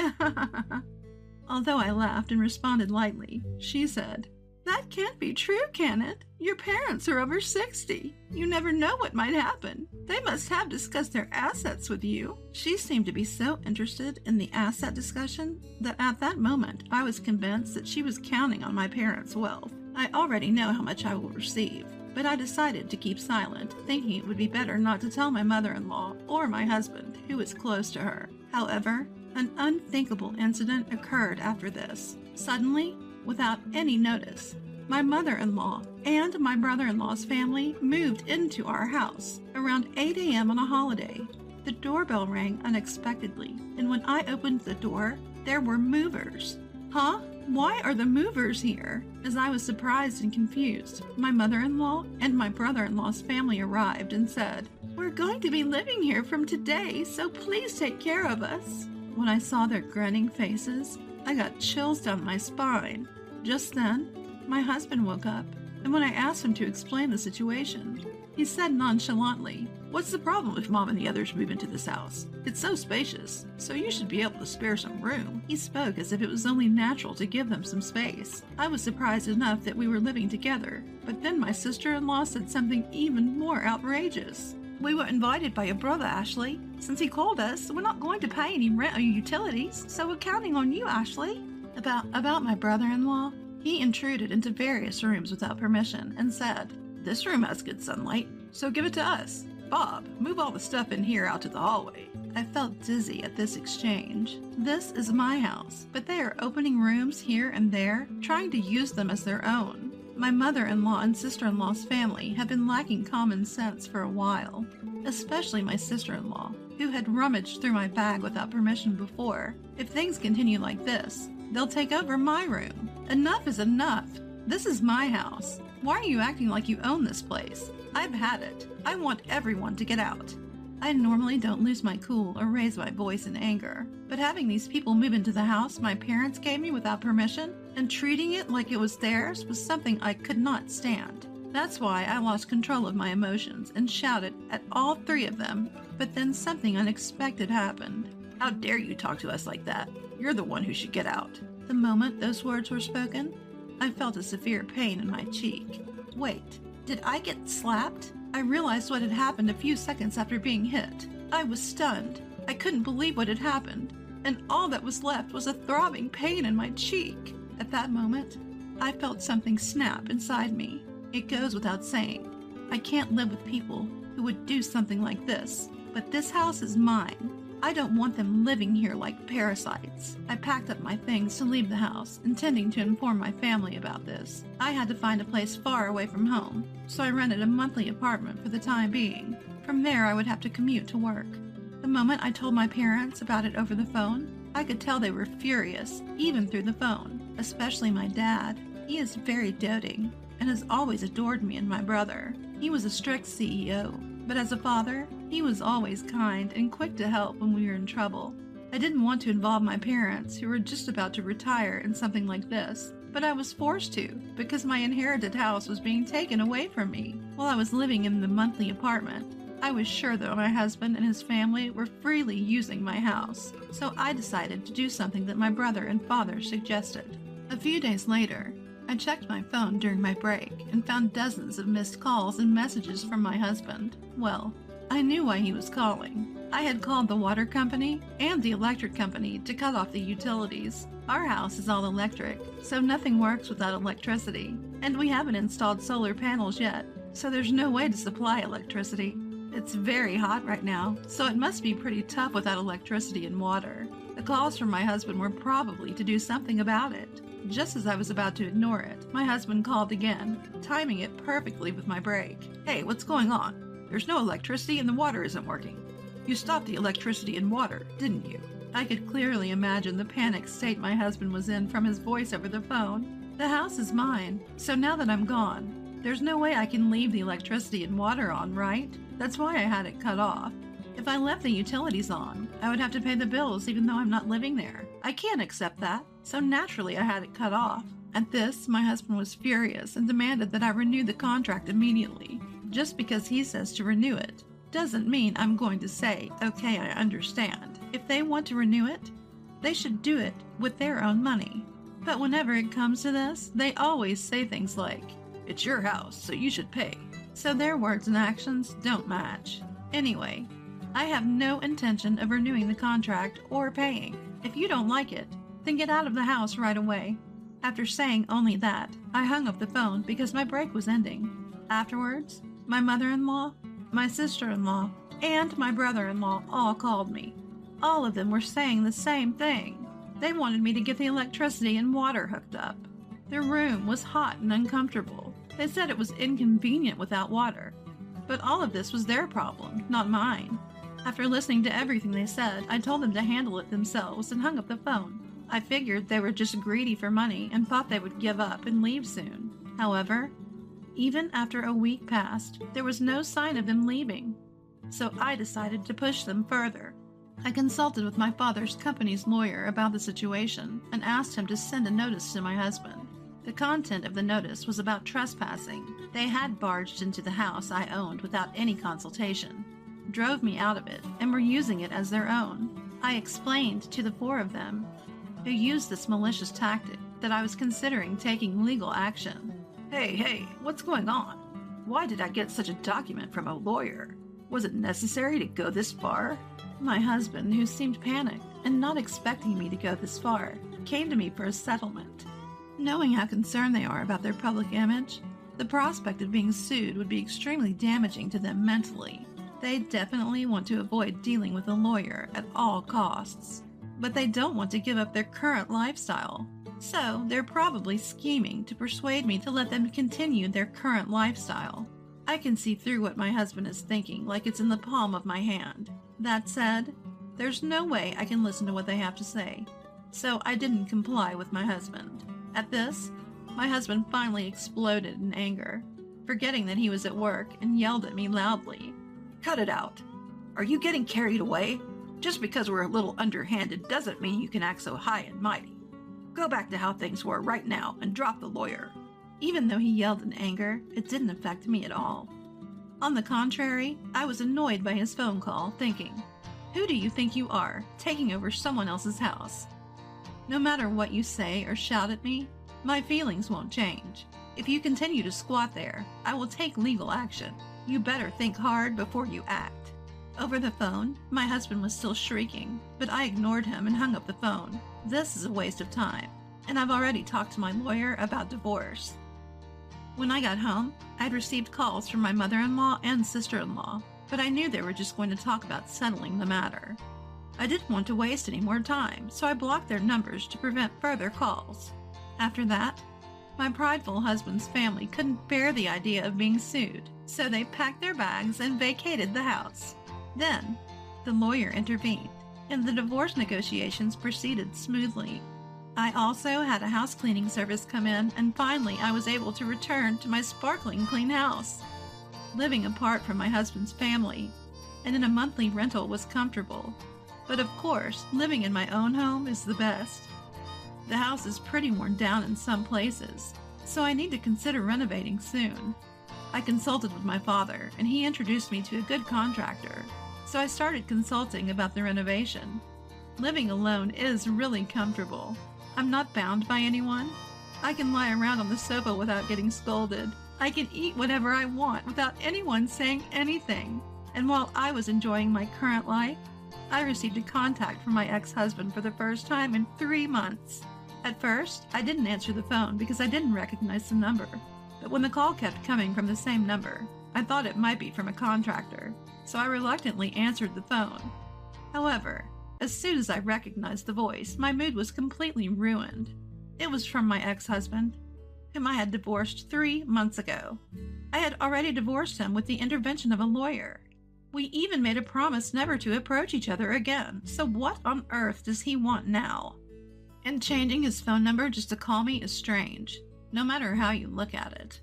We promised, through our lawyer, not to see or contact each other again. There's nothing left for us to talk about, so please don't contact me anymore. Right as I was about to hang up the phone, "Hold on a minute, please. I just need you to listen, just for a little while. I'm begging you." With that, he started yapping without any permission from me. Apparently, my ex-husband's company is facing serious financial crisis, and it's decided that his salary will be reduced. My mother-in-law's health is not good, and she is unable to work. My sister-in-law and her husband can't contribute to the living expenses since he isn't working a steady job. My sister-in-law is working multiple part-time jobs, but most of her paycheck is being used to pay off the debt that my brother-in-law made.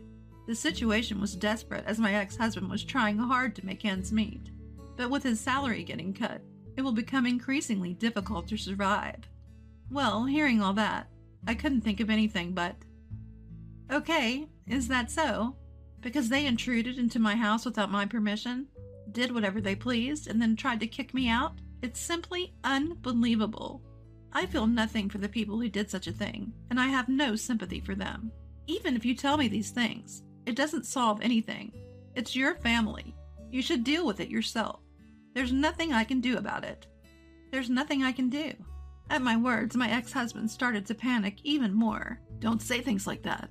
We're in serious trouble. We won't even be able to pay the rent for the apartment, and we'll be struggling for food tomorrow. Hey, we used to be a family, right?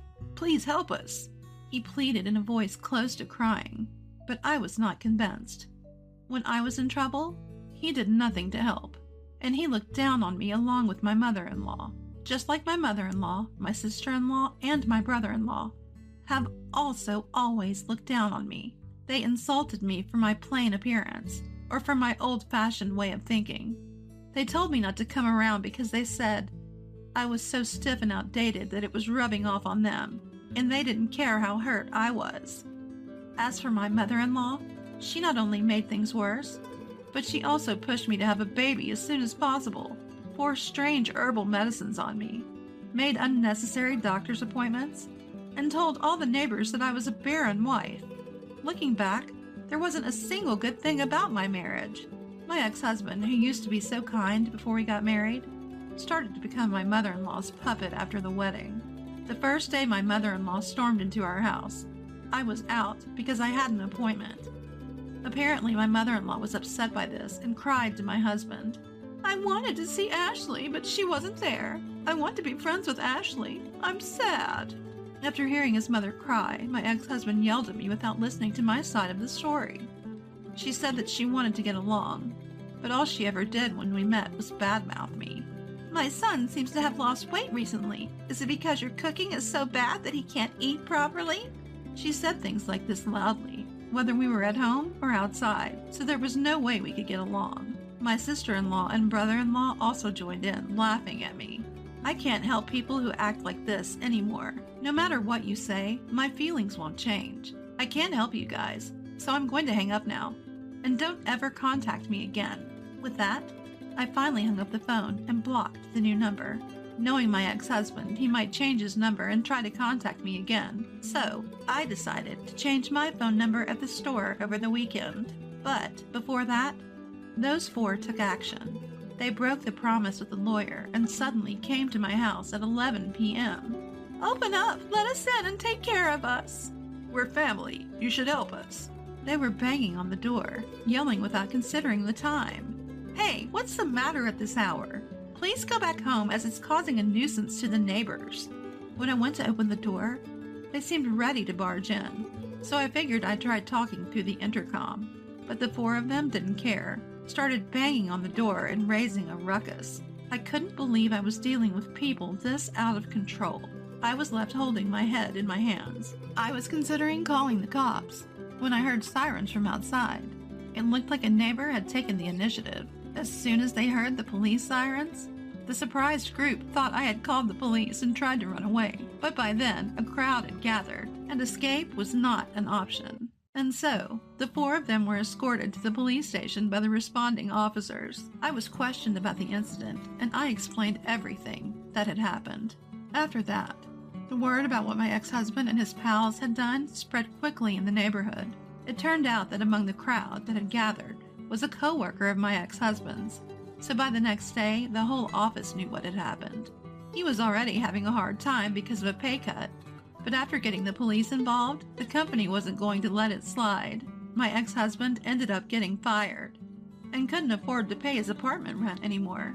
Money issues caused a rift between him and his sister's family, so their group living situation ended.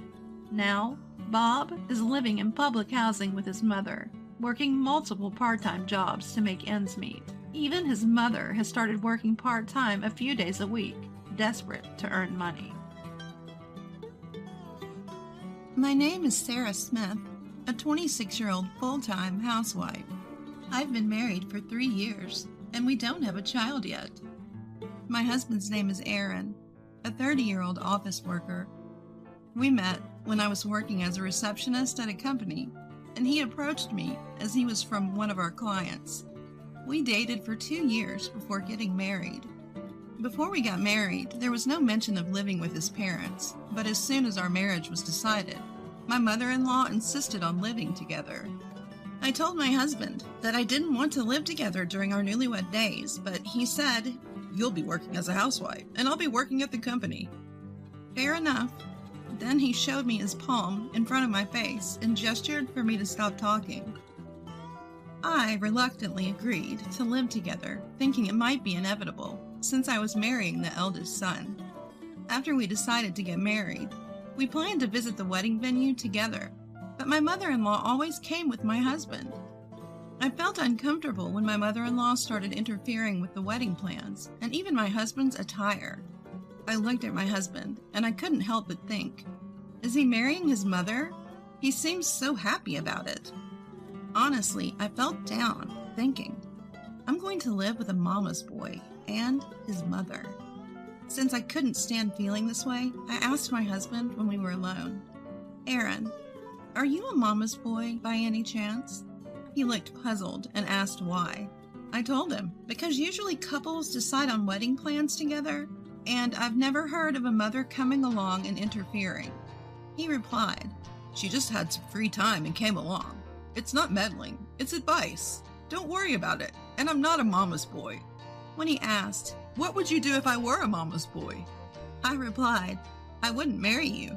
It would feel too uncomfortable, right? It's better to stop the wedding now for our future." I answered honestly. My husband said, "I'm not a mama's boy, and I'll protect you if my mother does anything to you," and laughed. So I decided to trust him and go ahead with the marriage. After that day, my mother-in-law never came to the wedding venue again. We had our wedding, moved our belongings into our room at his parents' house, and left for our honeymoon. When we returned and tried to unpack, we found that our room had already been tidied up. I was surprised to see that the furniture, which I had planned to buy later, was already set up. Everything from curtains to bedding was ready, and the room was prepared for us to live in immediately. I couldn't find my belongings, so I asked my husband about them. He replied, "You'll have to ask my mother. I don't know." So I went downstairs to ask my mother-in-law. I said, "Thank you for tidying up our room, but I can't find my things. Do you know where they are?" She replied, "Oh, your stuff? I threw away everything. I thought it was unnecessary." I said, "My bank book and other valuable items were also in there." She assured me, "Don't worry, I'm keeping them safe. Everything else has been thrown away." I was taken aback, but said to my mother-in-law, "These are my personal belongings. Please give them back. The bank book is from when I was single, so they belong to me."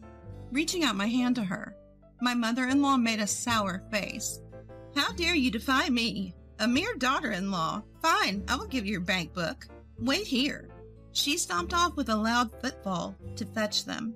When she returned, she tossed my bank book on the floor. Frantically, I checked the contents and found that a whopping $10,000 had been withdrawn. "Mother-in-law, did you withdraw $10,000? I asked, to which she nonchalantly replied, "Of course, I bought your furniture, didn't I?" I was at a loss for words. I quickly returned to my room, and while seething with anger, relayed this incident to my husband Aaron. Aaron, however, responded, "Ah, so she bought this furniture. Thanks." I lost my temper at his response. "Hey, using my savings without permission is a crime. And to top it all off, this hideous furniture and curtains? Who wouldn't be angry?" Seeing my anger, Aaron said, "I'll go talk to my mom," and left to speak with his mother. I regretted deciding to live together, as I dreaded what might come next. As I looked around, the curtains adorned with large roses against a pink background, the cheap-looking wardrobe that reminded me of my childhood, every sight made me sigh. Exhausted, I lay down on the bed. The cover was cherry-patterned. Whether it was an act of spite or kindness, I couldn't tell, but it made me sad. While I was feeling this way, Aaron returned from speaking with his mother. She's angry and wouldn't listen. He said, "She says she didn't deserve to be complained about when she did all of this out of goodwill." I asked him, aghast, "Don't you feel sad looking at this furniture? These curtains and the bed cover?" Aaron looked around the room, his face paling. "Let's change it a bit, without her noticing," he said, trying to placate me. "And the money? Will I get the money back?" I asked. I was not working hard and saving my money for such frivolous things. Aaron apologized on his mother's behalf and said he would repay me bit by bit from his salary and bonus. I also apologized to Aaron for starting a fight with his mother on our first day living together, and despite not wanting to, told him I would apologize to his mother. When I apologized to her, saying, "Mother-in-law, I'm sorry for my rude remarks earlier," she replied, "So you're the type to complain about even the smallest things. But remember, if you defy me again, there will be consequences." She forgave me for the incident. The next morning, my mother-in-law woke me up at 4 a.m. She told me to buy bread from a bakery in the neighboring town that opens at 5 a.m. Considering yesterday's incident, I simply said yes and decided to go to the bakery. I wanted to ride my bike, but I couldn't find the key. I thought the key might still be on the bicycle, so I went outside, but the bicycle was nowhere to be found. It had probably been thrown away, so I decided to go for a run to the bakery. I changed into my sneakers, put on my favorite tunes, and ran through the city streets in the early morning. It felt wonderful. Returning with freshly bought bread, I was about to take a shower when my mother-in-law stopped me.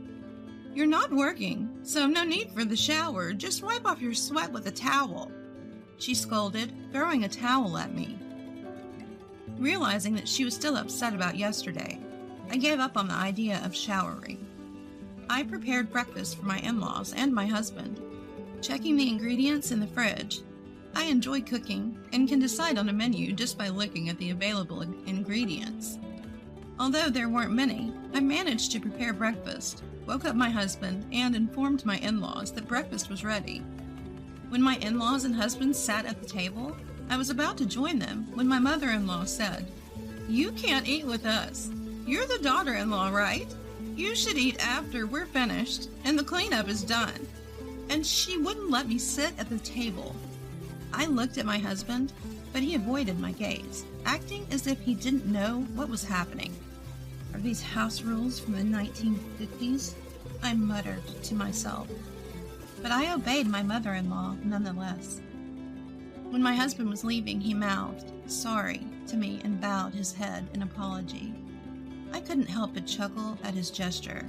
I thought to myself, my husband isn't considerate, and I need to make this house a place he wants to come back to. I told my mother-in-law, "I'll start with the cleaning," and began to tidy up. She was sitting on the couch, occasionally glancing my way, but never responding. Because my mother-in-law was around, I decided to clean the living room last, keeping busy with laundry and cleaning the rest of the house. When only the living room was left, I noticed my mother-in-law was gone. After the cleaning was done and I was about to make some tea, I noticed a small window next to the fridge was open, and I could hear my mother-in-law's voice. It seemed she was talking with a neighbor. As I casually sipped my tea, I realized she was talking about me. She was telling the neighbor that I had taken her bank book and she had no money to spend freely. Unable to hold back, I confronted my mother-in-law when she returned to the house. "Please, don't lie to the neighbors. When did I ever take your bank book?" I asked. Startled, she quickly closed the window and yelled, "Just do whatever you want," before storming off to her bedroom. Realizing that this could create an uncomfortable situation for my husband, caught between his mother and me, I decided to try and be more understanding towards my mother-in-law. But she continued to act as if I wasn't there. Even when I tried to engage her in conversation, she ignored me as if I were invisible. My father-in-law was also a non-entity, unable to oppose his domineering wife. He was the head of a veterinary clinic, a quiet man who started talking to me little by little. When the clinic was closed on a Wednesday, I had a chance to have a long chat with him. "You know, she's told me she's okay with getting a divorce," he confided. "But since you're still together, she can't be serious. Maybe she's testing your affection, huh? You're certainly loved, aren't you?" We shared a laugh, listening to each other's complaints. Behind the scenes, I felt like I had an ally.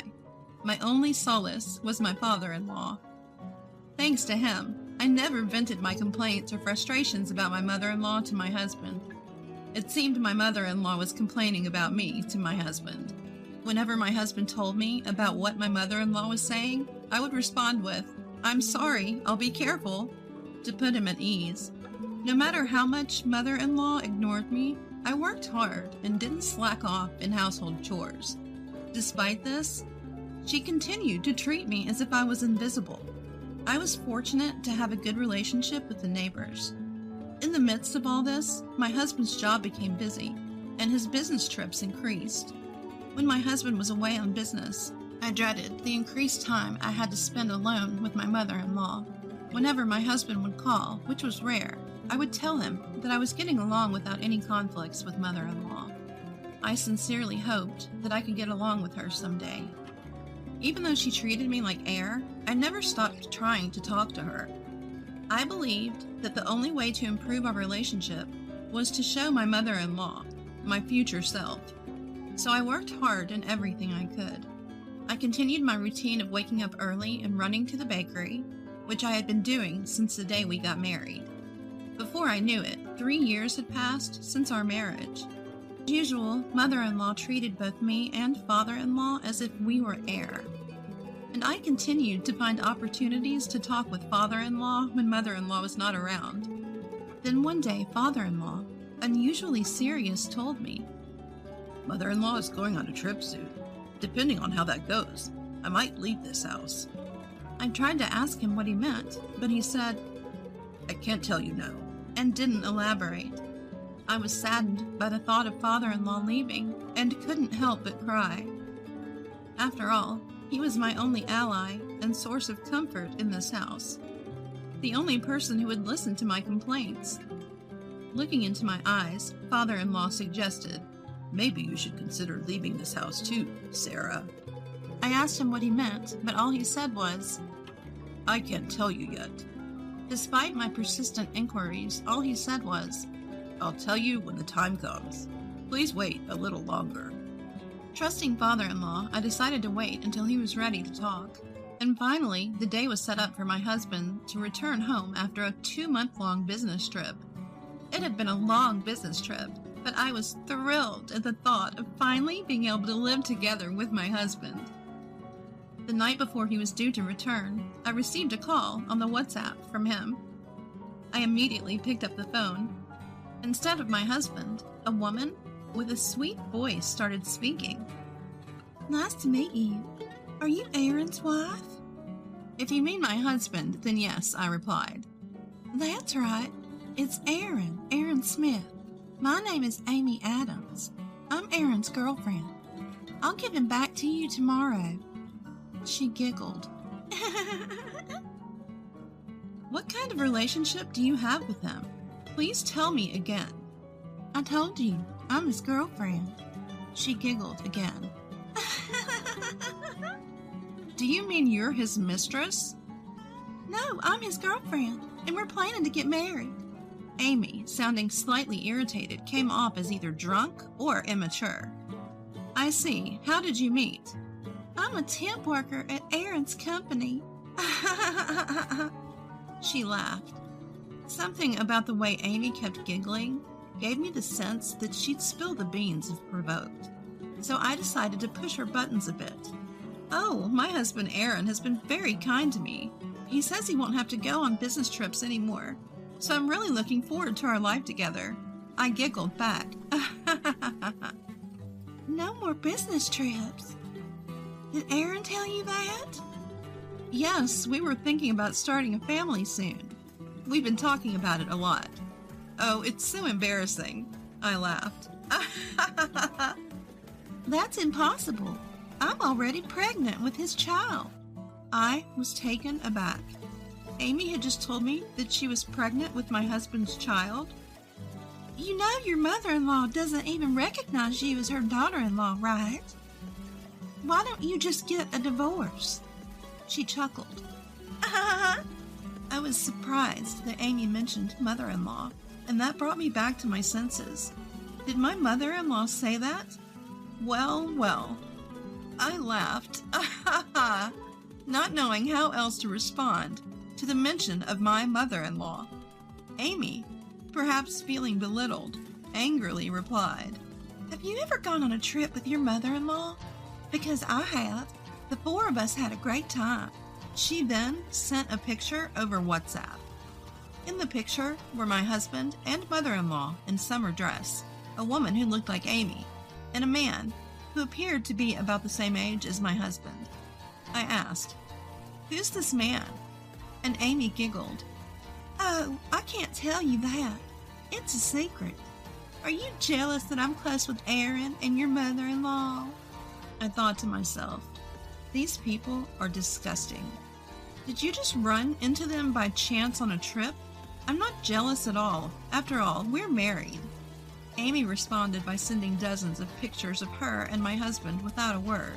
I quickly saved them all. Among them were several pictures of my mother-in-law cozying up with a man. All this doesn't really prove anything. There's no way my husband would betray me. Well, thank you for your time, I said, pretending to hang up the phone. Wait. I have proof. Just wait. I waited in silence. She then sent screenshots of her WhatsApp conversation with my husband. There were many of them, and I saved every single one. Then I said, Thank you, and hung up the phone. As soon as I hung up, I burst into tears. I had trusted him. I thought he loved me. I thought he was on my side. I loved him. My emotions were a whirlwind. The confident me who was taunting Amy just a while ago was gone. I stormed out of the house and headed for my father's office. I threw open the door to my father's office and tearfully asked, Where's my dad? My dad seemed too busy to leave his work, so I waited alone in the waiting room crying. After a while, my dad took a break from his work and came to see me. I apologized to my dad for showing up out of the blue and told him everything. Dad said, "You're like me. You can't stand injustice." with a smile. He added, "You know, crying won't solve anything, right?" his words from my childhood, reminding me to face forward after I had cried my fill. I showed him the photo I got from Amy and screenshots of the conversation between my husband and Amy. As he looked at them, he exclaimed, "What the hell is this?" When I peeked at my phone that my dad was looking at, it showed my mother-in-law and a man standing next to her. My dad said he wanted to talk to my father-in-law. My dad, as it turns out, is a lawyer. He seemed to be quietly angry. I sensed that he wasn't his usual calm self. When I returned home and told my father-in-law that my dad wanted to talk to him, father-in-law went into the bedroom and made a phone call. After the call, father-in-law told me, "I'm going to meet your dad, Sarah." The next day, I greeted my husband, who had returned from a business trip, with an inscrutable face. My husband probably hadn't heard anything from Amy. He seemed completely unchanged. My mother-in-law returned a little later from her trip. "I'm tired, but it was fun," she said, and gave me a souvenir from the same region as my husband. As usual, the three of them ate the meal I had prepared without me. As I quietly watched the scene, my husband spoke to me. "Sarah, you seem different since I've been away. Kind of cooler," he said. My mother-in-law immediately chimed in. "Maybe she's sulking because you were on your business trip and she wanted attention," and said it dismissively without even looking at me. Feeling like I might say something I'd regret, I just nodded and smiled, my fists shaking with anger. My father-in-law made eye contact with me and told me to calm down. I nodded and took a deep breath to control my emotions. Just then, my mother-in-law started saying things that upset my calm. "You and father-in-law have been living together just by you two for a while, haven't you? Something happened, didn't it? I can tell, don't hide it, tell me." She insinuated something more than a father-in-law, daughter-in-law relationship between me and my father-in-law. "What do you mean, something happened?" I asked, holding back my anger, and she kept suggesting, "A romantic relationship, right? You had one, didn't you?" "I can't believe it," I said, my voice shaking. My usual taciturn father-in-law asked seriously, "Did you go on a trip hoping for a romantic relationship to happen between me and Sarah?" staring at my mother-in-law, when she retorted, "If nothing happened, you wouldn't be angry, right? So you're admitting it." My father-in-law said, "I despise you. I can't forgive you as a person," and left the room, saying, "I'll be at the hospital for a while. Don't contact me." My mother-in-law told me, "You can leave too." I stared at my husband. Feeling my gaze, Aaron glanced back at me with a startled look. Observing this, my mother-in-law interjected, "What's the matter? Got an issue with Aaron? Acting all high and mighty. This is why I don't want to talk to you. You should go to your father's veterinary clinic too." She urged me out. My husband did nothing to stop her. I turned to Aaron and asked, "Aaron, don't you have anything to say? We are in the away situation I warned about before our marriage, didn't I? What happened to 'I will protect you if my mom does anything to you'? It was you, Aaron, who dissuaded me when I thought of reconsidering our marriage because I disliked this prospect." My husband seemed shocked by my outburst. Seeing this, my mother-in-law said, "Then why don't you just leave? Get out." I asked Aaron, "Is that okay with you?" But Aaron didn't answer. He just held his head in his hands. "That means get out. Aaron is just too kind to say such words." I kept my gaze on Aaron and finally asked, "So it's okay?" No answer means that's the answer, right? Aaron replied, "I need to think. Please wait a little." And then he went to the bathroom. I didn't wash the dishes, didn't take a bath, and just went to bed in our room. The next morning, I woke up earlier than anyone else, did not prepare breakfast, and headed back to my parents' home. Upon arriving, I used my spare key to enter the house and took a shower. My mother, who had been awakened by the sound, seemed surprised to find me in the house. My father also woke up after seeing my face. He simply said, "Good morning," and went into his study. When my father came out of his study, he handed me an envelope. I looked inside it while telling my parents about being told to get out by my mother-in-law, and that I had yet to receive a response from my husband. After I finished looking through the contents of the envelope, I told my parents, "I can't live with Aaron anymore. Can I come back home?" My parents nodded and smiled, saying, Of course, this is your house. I bowed silently, then looked up. Seeing my face, my father said, Calm down. Your face looks like you've seen a ghost. I believe I had turned into a vengeful spirit after reading the documents in the envelope. The betrayal by my husband and the unwarranted harassment and verbal abuse from my mother-in-law were swirling around in my head, along with the images. As I took deep breaths, I started to feel a strange sense of enjoyment in the situation, thinking, this is going to be the ultimate revenge. In the afternoon, I headed to my father-in-law's veterinary clinic, which was closed for the day, with my father. My father-in-law, seeing me, called out, Sarah, are you all right? He seemed worried about whether I had been able to sleep or eat. I simply replied, I'm fine. Seeing my expression, he smiled, seeming relieved. From there, my father-in-law, and I had a discussion, and we decided to take action the next day. First, I called Aaron during his lunch break and arranged to meet him at a diner after work. My husband came panting to the seat where I was waiting. Why didn't you answer after so many calls? Where have you been? What happened? He bombarded me with questions. I took deep breaths as my father had advised me, trying to calm myself. I'm sorry for leaving without saying anything. I was just wandering around the city. You know best what happened, don't you? I said, playing the part of the brave woman with a smile, even though my eyes were teary.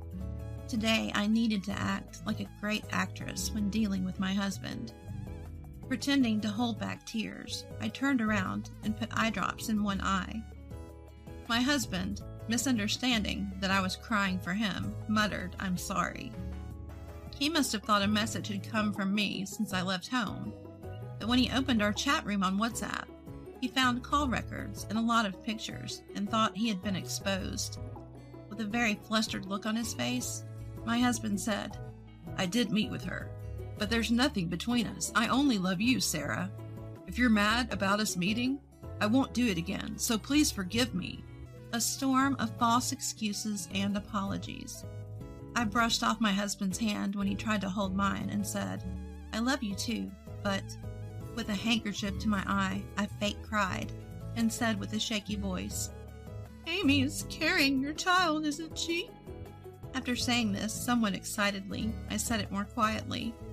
Don't let the child suffer. This is my last request to you. Playing the part of a brave woman who steps back because the woman her husband cheated with is pregnant. My husband kept saying, I'm sorry, and cried, saying, but I only love you, Sarah, and that will never change, repeating cliched lines. My husband felt more guilty than necessary and told me he would give me all of his savings and pay me $20,000 as compensation. It seemed like he wanted to make sure I wouldn't struggle, even if we divorced.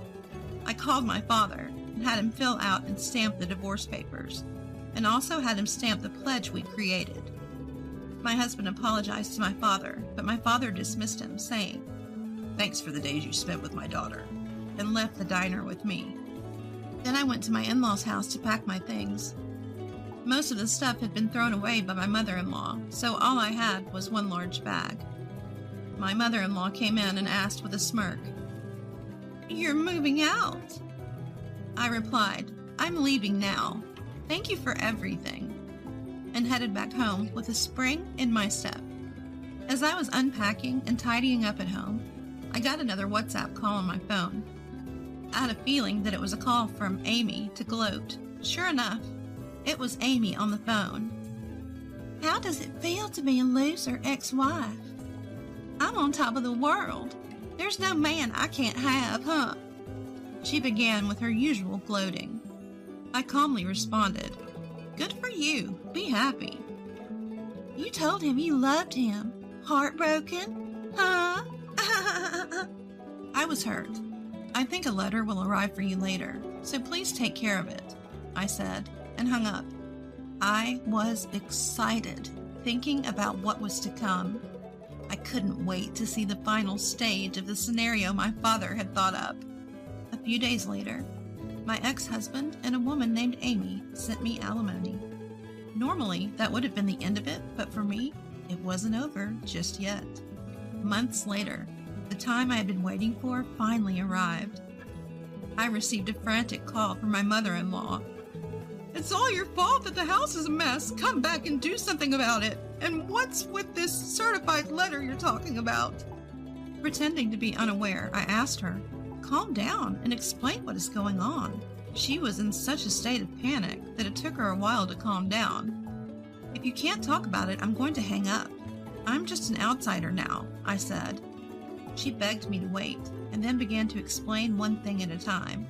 Firstly, she told me that my ex-husband and Amy got married last month, but Amy already had 4 children, who she brought along when she moved into my ex-husband's parents' house.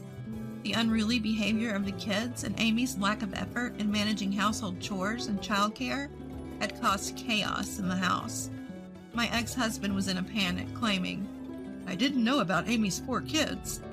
The alimony I received was reluctantly paid by my mother-in-law after Amy told her that she was going to give birth to her grandchildren. Next, she addressed the certified letter I sent her. It was regarding the repayment of the $10,000 she had taken from my savings without my permission. I asked my father if we could sue her, since she was technically still family, to which he responded with a smirk. Suing is always an option. My mother-in-law was terrified by the letter and begged me, saying that, I promised to repay the money, so don't sue me. I agreed, as long as she would return it. She also told me about Amy's current situation. My ex-husband said in front of Amy, I shouldn't have cheated, and expressed his desire to get back together with me, causing her to become hysterical. My ex was crying out my name, while his new wife was going insane and their children were running wild. My mother-in-law exclaimed, I feel like I'm going to lose my mind. Eventually, my mother-in-law received divorce papers from my father-in-law, and she was also being sued for compensation due to the affair. My father, who happened to be my father-in-law's lawyer, asked me to try to stop the divorce. When I heard about the current situation in my in-laws' home, I realized that everything had gone according to my father's plan. Both my father-in-law, my father, and I knew from a private investigator's report that Amy had 4 children. Furthermore, while my ex-husband might not know this, there was a possibility that the child in Amy's womb was fathered by one of my ex-husband's colleagues, whom she was dating at the same time. Amy's parents had been taking care of the 4 children, but when they found out about her upcoming marriage to my ex, they told her to take the children with her. Additionally, they disowned her after learning about the affair. So no matter what happens, Amy would cling to my ex-husband's family. It seemed like the time had come for me to deliver the final line in the script. I said, You all got what you deserved. Goodbye, and blocked their calls, ending everything. After that, I found a job and started living alone near my parents' house. My father-in-law expanded his veterinary clinic and turned it into a residence. When I went to check on him, I was struck by his words. Maybe I'm happier with animals as my family, he said, as he happily lived with his newly adopted corgi. Witnessing the miserable fate of my mother-in-law, ex-husband, and Amy, I decided to treat others with kindness. Enough of this racket! Get out of here with that baby, right now! In the middle of the night, my husband was fed up with our babies crying. He shouted angrily, and just like that, he drove me and our 3-month-old daughter out of our home. With the change of seasons, the mornings and evenings were beginning to get chilly, and it looked like it was going to rain any minute. I'm freezing. If we stay out here, we'll freeze to death. Without a wallet or a coat, I began to shiver as the cold seeped into my bones. Please, let us in! Despite my constant knocking, there was no response from inside. Helpless, I wrapped my crying child tightly in her blanket to keep her warm, and we continued to walk. I must protect my baby, at least. Wandering aimlessly in the night, I was exhausted and found myself sitting on a bench in the park, frozen to the core. As I gazed up at the sky, the events that led us here played back in my mind. How did we end up in this situation? Tears that I could no longer hold back streamed down my cheeks. My name is Olivia, and I am 31 years old. My parents divorced when I was in middle school, and my mother single-handedly sent me to college. 2 years ago, while crossing a pedestrian lane, she was hit by a car and passed away. In exchange for a huge accident compensation, I lost my only family member, leaving me in a state of despair. During this time, Benjamin, who was my college classmate and now my husband, was there to support me. Olivia, you can always lean on me when times are tough. His kind words comforted my aching heart, and we started dating. A year later, he proposed, and we got married. I was grateful that we were blessed with a child so soon, and I thought we could build a happy family. I'm pregnant. We're already 3 months along. What? Are you serious? I thought he would be thrilled, but since he learned about the pregnancy, my husband strangely became distant. Not only that, his attitude became increasingly cold. What is this dinner? Isn't this just fast food? I'm sorry. Morning sickness hit me hard. I couldn't cook. If you can't even manage now, I worry about the future. Useless. The only thing I could do was watch my husband's back as he stormed off after his harsh words. Even when my belly became heavy and bending down became a challenge, he wouldn't lend a hand. Still, I believed that once our baby was born, he would return to his kinder self. After the birth, he visited the hospital right away, but after that, he never showed his face, claiming he was busy with work. When I was discharged, I had to take our daughter home alone. And that's when the real nightmare started. When my daughter and I got home, my husband began yelling loudly every night. The baby's crying, it's too noisy. I have work tomorrow. How am I supposed to sleep? I understand where my hard-working husband, who supports us, is coming from, but I can't seem to soothe our crying daughter. If only my mom was here. With each passing day, I felt a deepening rift between my husband and me, plagued by a sense of loneliness. Even though our daughter is very quiet during the day, when night falls, it's as if she senses her father's tense and angry mood and starts to cry. I don't know what to do anymore.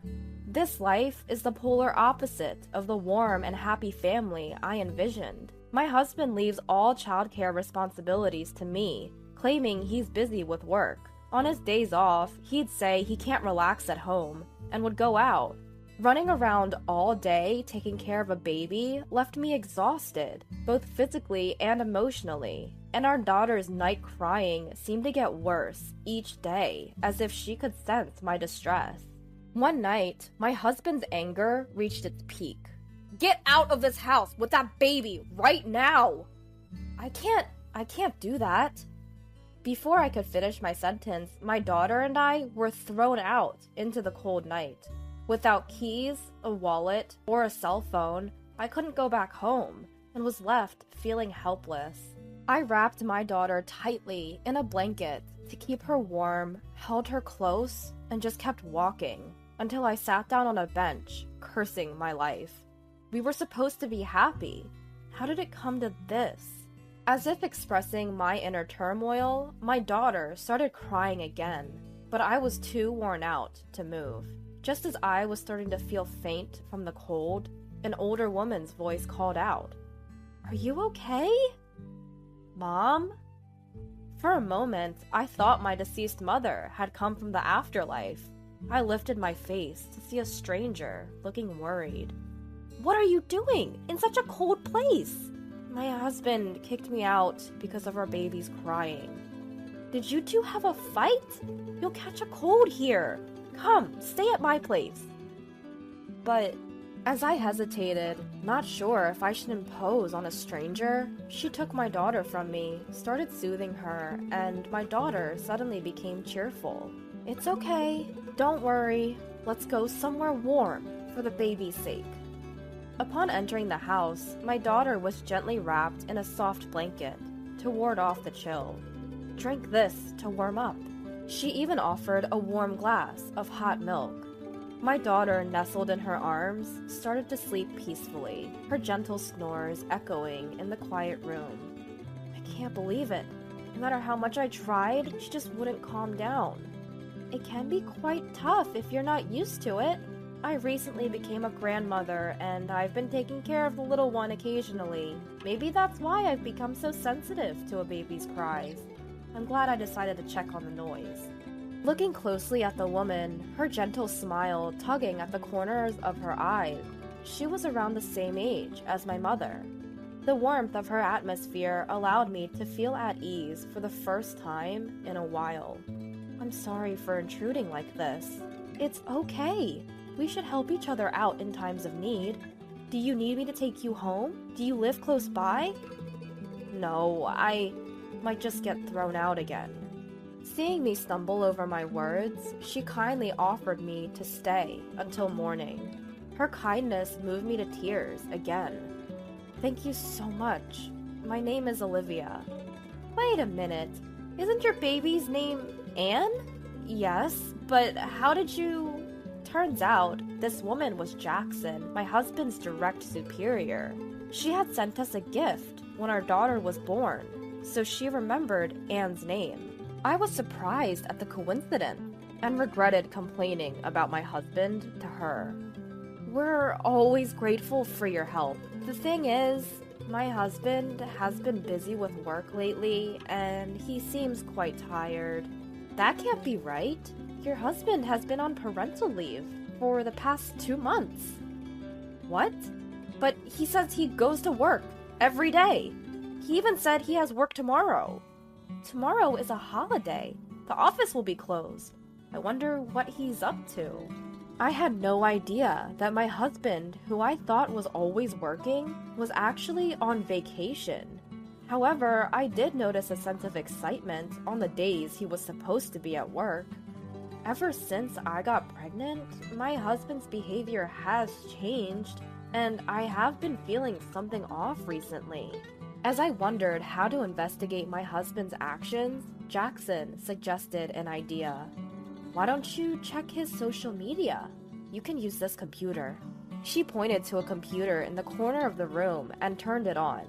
I gratefully accepted her offer and started scanning my husband's social media. To my shock, I found a pile of photos of him and another woman. He must have thought I was too preoccupied with parenting and housework to ever notice. They look like a couple, don't they? That's Ava! She worked at our company for only 3 months and recently quit. No way! Although I had a hunch, I was too overwhelmed with my first experience of motherhood to consider it seriously. However, realizing he was truly having an affair was more shocking than I had anticipated. Do you know her address? Her contact information? I'm sorry, I shouldn't have mentioned her name. It's personal information, and I can't disclose it. Oh, right. As I deflated, Jackson comforted me. I'll do everything I can to help with anything else. Hey, isn't this the Paris Hotel? I know it's a fancy place, and you've been here several times. Do you have that much money? True enough, there were numerous photos on social media of my husband and his mistress, the woman. indulging in luxury dining at the renowned Paris hotel. As I was on maternity leave, there was no income, and my husband hadn't saved any money once we got married. There's no way he could have such disposable cash. No way. This can't be happening. With a prayerful heart, I checked my bank balance online and found that my savings of $250,000, which I received when my mother died in a car accident, had been halved. I was so shocked that I was unable to move for a while. What's wrong? My husband has been using my savings without my permission. I hadn't touched it at all because I was planning to use it for our daughter. Looking back, I had left my debit card in the card case with my husband when I was hospitalized for childbirth. Since that day, he hadn't visited me in the hospital even once. And the first time he withdrew from my savings was the day I handed him the debit card. I, who trusted my husband, thought he had locked it in a safe and didn't doubt him. I can't forgive him. He's been using my beloved mother's inheritance without my permission. We must punish the lying cheater, and the best way to do that is to secure evidence. With a smirk on his face, Jackson handed me a digital camera. The next day, as we watched from the car, Jackson was driving near our house. My husband, humming a tune, hopped into his car and drove off. He doesn't even worry about our daughter and me. Instead, he's making a fool of himself by being so excited. As expected, my husband's car arrived at the Paris hotel. After a while, the misters came, and they casually linked arms and entered the hotel restaurant, as if it were the most natural thing in the world. I asked Jackson to look after our daughter, and sat quietly in a seat behind them. I've had enough of Olivia's stubbornness. Finally, I kicked her out last night. Now if she files for divorce, I'll get the compensation she received from her mother's car accident. If things go well, I might even get the alimony from the divorce trial.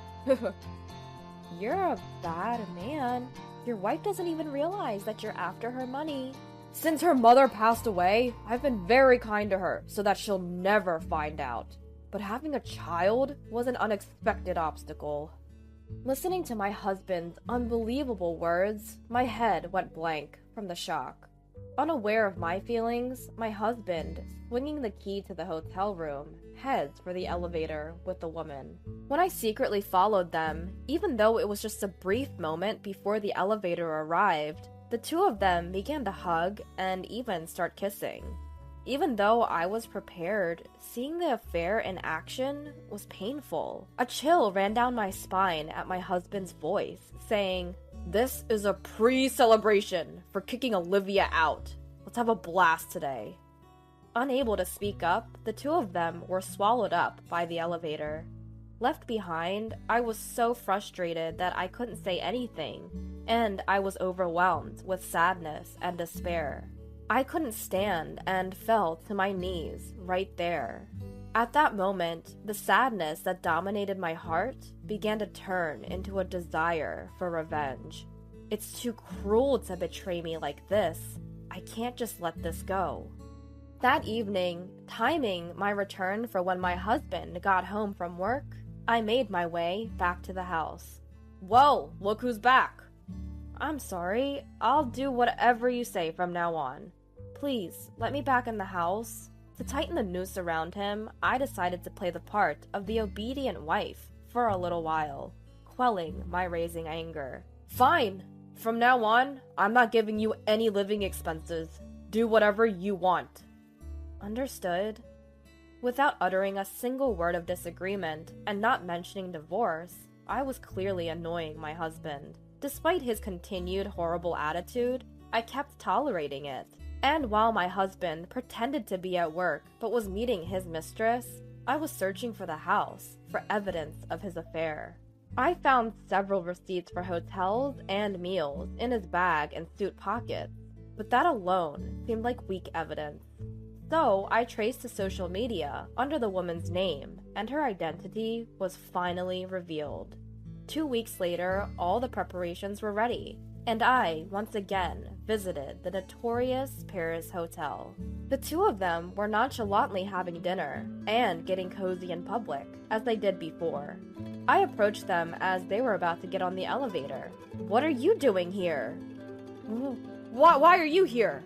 "I am obviously here for a work meeting." Quickly shaking off the arm entwined with his mistress, my husband, looking guilty, tried to escape. "That's odd. Today's a day off, isn't it?" Hearing my strong, sharp voice, he turned around in surprise. "What? Jackson?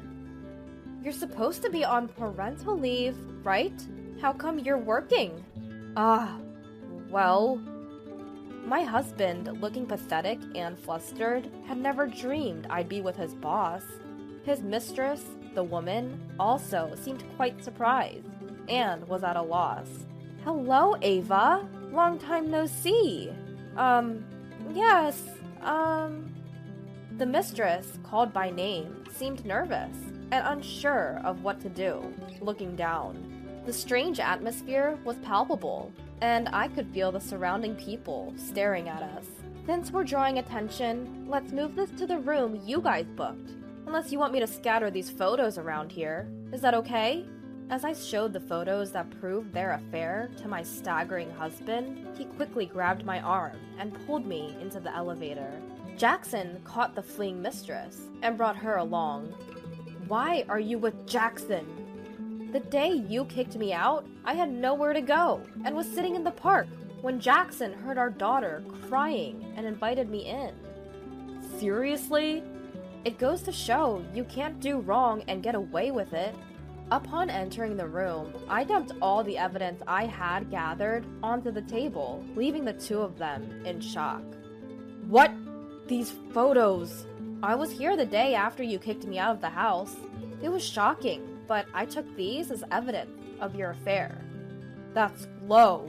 That's my line. Lying about work to meet your mistress? And even taking parental leave? How despicable can you get?" My husband had no words for me, silenced by what I'd said. But I still had more to say. "I'm aware you used my savings without my consent. That money was a legacy from my mother." "That's our shared property. I don't see an issue with me using it." "What? It's not shared property, it's mine, and mine alone." "Really? Is that so?" "Yes, it is.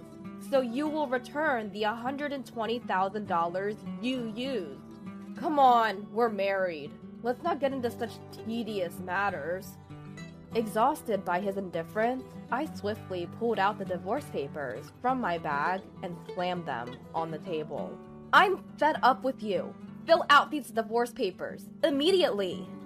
"That's a leap, don't you think?" "Didn't I hear you say you wanted me to bring up divorce?" I played a recording of a conversation we had during a previous meal.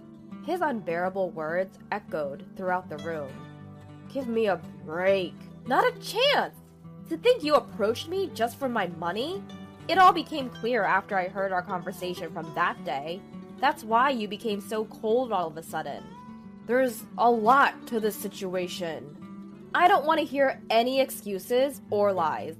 Pay me $20,000 for the affair, $10,000 for all the times you mistreated me, $120,000 for the money you took from my savings, and $110,000 for child support until our daughter turns 20.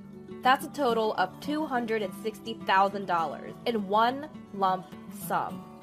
What mistreatment?" "You kicked me and our daughter out of the house in the middle of the night and didn't provide living expenses." He clearly didn't expect his actions to become grounds for financial restitution in a divorce proceeding.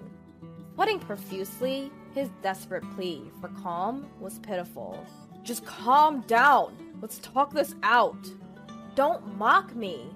And don't think you're out of this either. I'll be seeking $20,000 in damages. From you, too." When I pointed at his mistress, she turned pale. "I have to pay too?" "Of course! But in return, I'm divorcing him. So you two can be open about your relationship. That should be a relief, right?" This is a problem. I'm sorry. Forgive me. My desperate husband apologized, while his mistress was speechless, her mouth gaping open. I took the house keys and card case from my husband's bag. I sold the house that was in my name. Jackson reported everything to the company, and it seems you're going to be fired. When I told your parents about this, they were absolutely furious. They're considering cutting ties with you, so you've lost everything, haven't you? Please, spare me. This one time, I'll be a good husband, I promise. My husband's plea, his face a mess of tears and snot, was the most pitiful sight I'd ever seen, and it completely wiped away the last shreds of compassion I might have had for him. It's absolutely pathetic that he thought such a lie would work on me. We turned our backs on the sorry spectacle of those two and left the room. My husband was officially fired, losing not just his home, but his workplace too. I didn't want to see my husband ever again, so I arranged for a divorce through a lawyer. I demanded compensation for the divorce, the money he had squandered, and child support. His parents were furious with him, and since he couldn't pay all the compensation in one go, his father forced him to work in a mine. He would have his wages garnished to pay me back. I got an immediate payment of $20,000 from his mistress. My daughter and I left the house we'd been living in, bought a small apartment, and started our new life. The moment we started living here, my daughter's night crying stopped completely. I'm really grateful for Jackson, who worries about us and calls us every now and then. Together with my daughter, I will build a happy, smile-filled home.